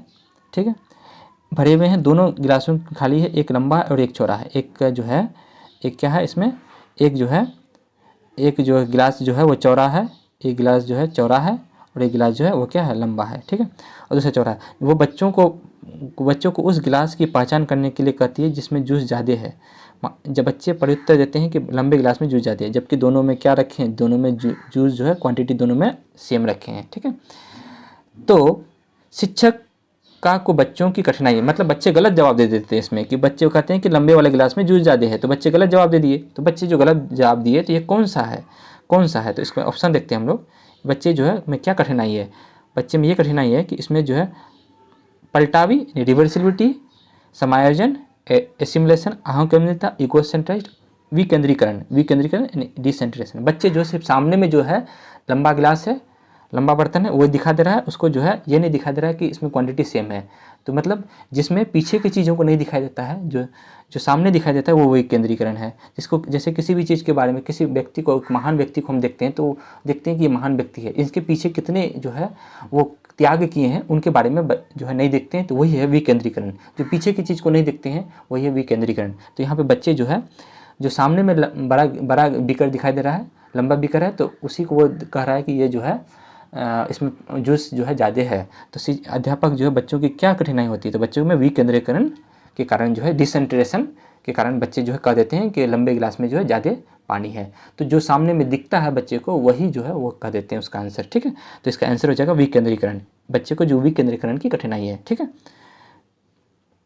नेक्स्ट है 46 नंबर क्वेश्चन क्या कहता है कि पियाजे के सिद्धांत के अनुसार निम्नलिखित में से कौन सा व्यक्ति के संज्ञानात्मक विकास को प्रभावित नहीं करेगा। संज्ञानात्मक विकास को प्रभावित नहीं करेगा। भाषा, सामाजिक अनुभव, परिपक्वन, क्रियाकलाप। अभी तो हम पढ़ाए 3 चीज़ जो है भाषा संज्ञानात्मक विकास को प्रभावित करेगा। सोशल एक्टिविटी, ठीक है, परिपक्वन मैच्योरेशन और क्रियाकलाप एक्टिविटी, ये तीनों जो है संज्ञानात्मक विकास को प्रभावित करता है। ठीक है, भाषा जो है संज्ञानात्मक विकास को प्रभावित नहीं करता है। भाषा बाद में यानी कि पूर्व संज्ञानात्मक अवस्था यानी कि 2 वर्ष से शुरू होता है। तो संज्ञानात्मक विकास जो होता है वो भाषा जो है प्रभावित नहीं करता है, ये तीनों प्रभावित करता है। इसका ऑप्शन 1 जो है पहला ऑप्शन इसका क्या हो जाएगा, ऑप्शन पहला जो है वो इसका सही हो जाएगा कि बालकों में जो है ये भाषा जो प्रभावित नहीं करेगा।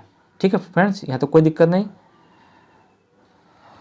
नेक्स्ट आते हैं हम लोग 47 पे।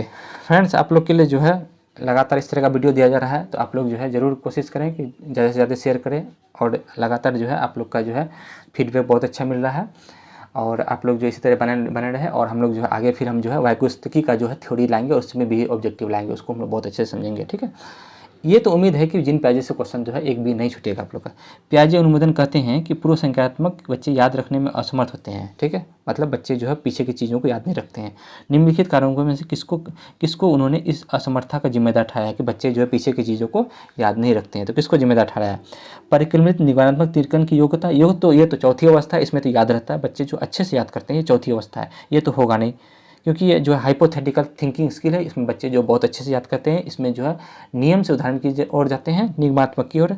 व्यक्तित्व कल्पित कथा ये भी नहीं होगा क्योंकि इसमें जो व्यक्तित्व कल्पित करते हैं विचारों की अनुमानिकता पलट ना कर सके, ये जो है सही है क्योंकि पूर्व संज्ञानात्मक अवस्था में अनुक्रमणीयता पाई जाती है। ठीक है, उच्च स्तर के अमूर्त तार्किक करने की कमी, ये जो है गलत है। इसका ऑप्शन तीसरा सही है, विचारों की जो अनुक्रमणीयता पाई जाती है। ये अनुक्रमणीयता वर्ड जो है बहुत बार पूछा जाता है। इरिवर्सिबिलिटी जो है पूरे संज्ञानात्मक अवस्था में पाया जाता है। ठीक है, नेक्स्ट हम लोग आते हैं फ्रेंड्स, अब लास्ट है, 2 क्वेश्चन और बचा हुआ है।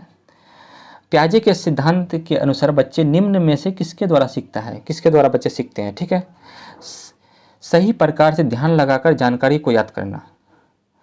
पियाजे के सिद्धांत के अनुसार बच्चे निम्न में से किसके द्वारा सीखते हैं? सही प्रकार से ध्यान लगाकर जानकारी को याद करना, समाज के अधिक योग्य सदस्यों के द्वारा उपलब्ध कराए गए सहारे को आधार करना, अनुकूलन की प्रतिक्रिया, उपयुक्त पुरस्कार देकर व्यवहार का परिवर्तन करना।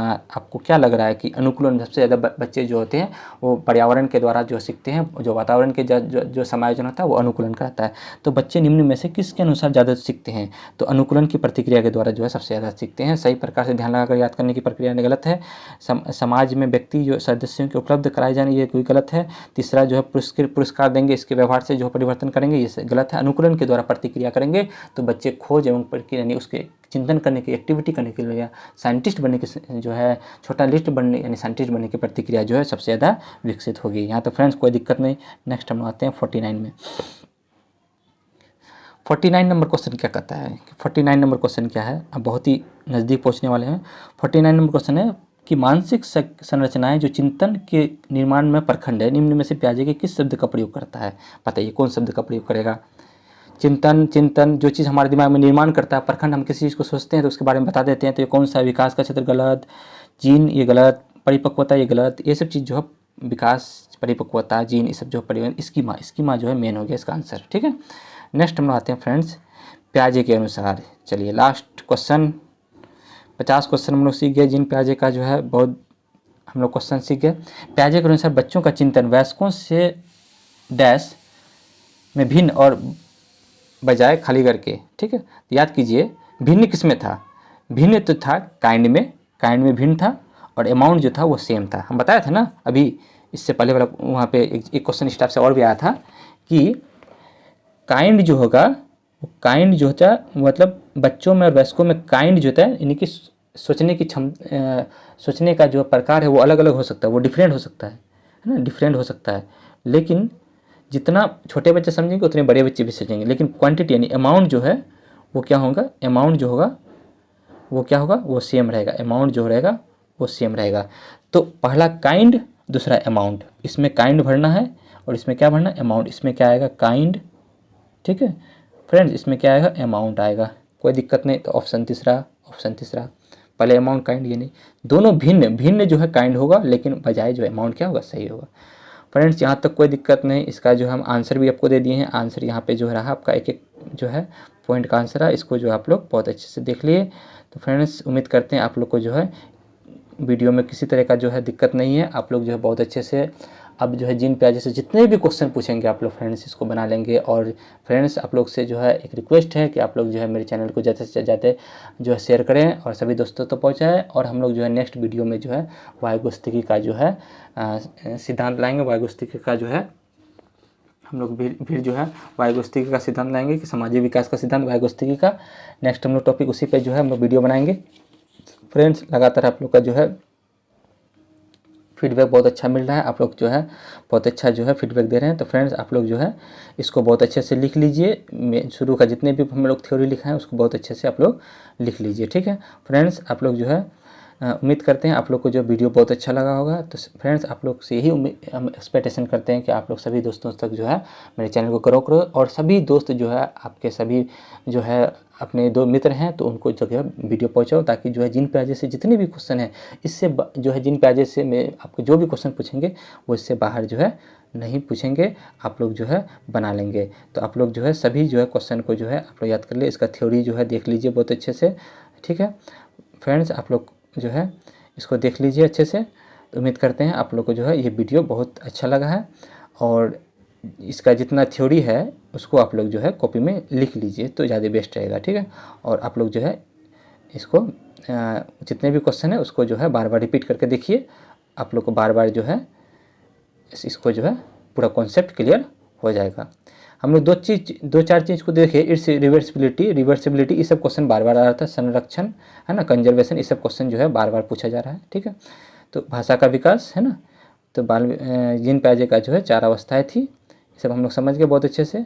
तुलना करना है, ये सब चीज़ को जो है बहुत अच्छे से हम लोग समझ गए। और स्कीमा क्या होता है ये सब चीज़ भी समझ गए हम लोग बहुत अच्छे से। तो फ्रेंड्स आप लोग से उम्मीद करते हैं कि जो है जिन प्याजे का क्वेश्चन जो है अब नहीं छूटेगा एक भी क्वेश्चन, ठीक है। फ्रेंड्स ये CDP का बहुत ही इंपॉर्टेंट टॉपिक था जिन प्याजे। नेक्स्ट हम लोग वायुगुस्तिकी का संज्ञानात्मक विकास का सिद्धांत हम लोग लाएंगे, है ना, कॉग्निटिव थ्योरी लाएंगे।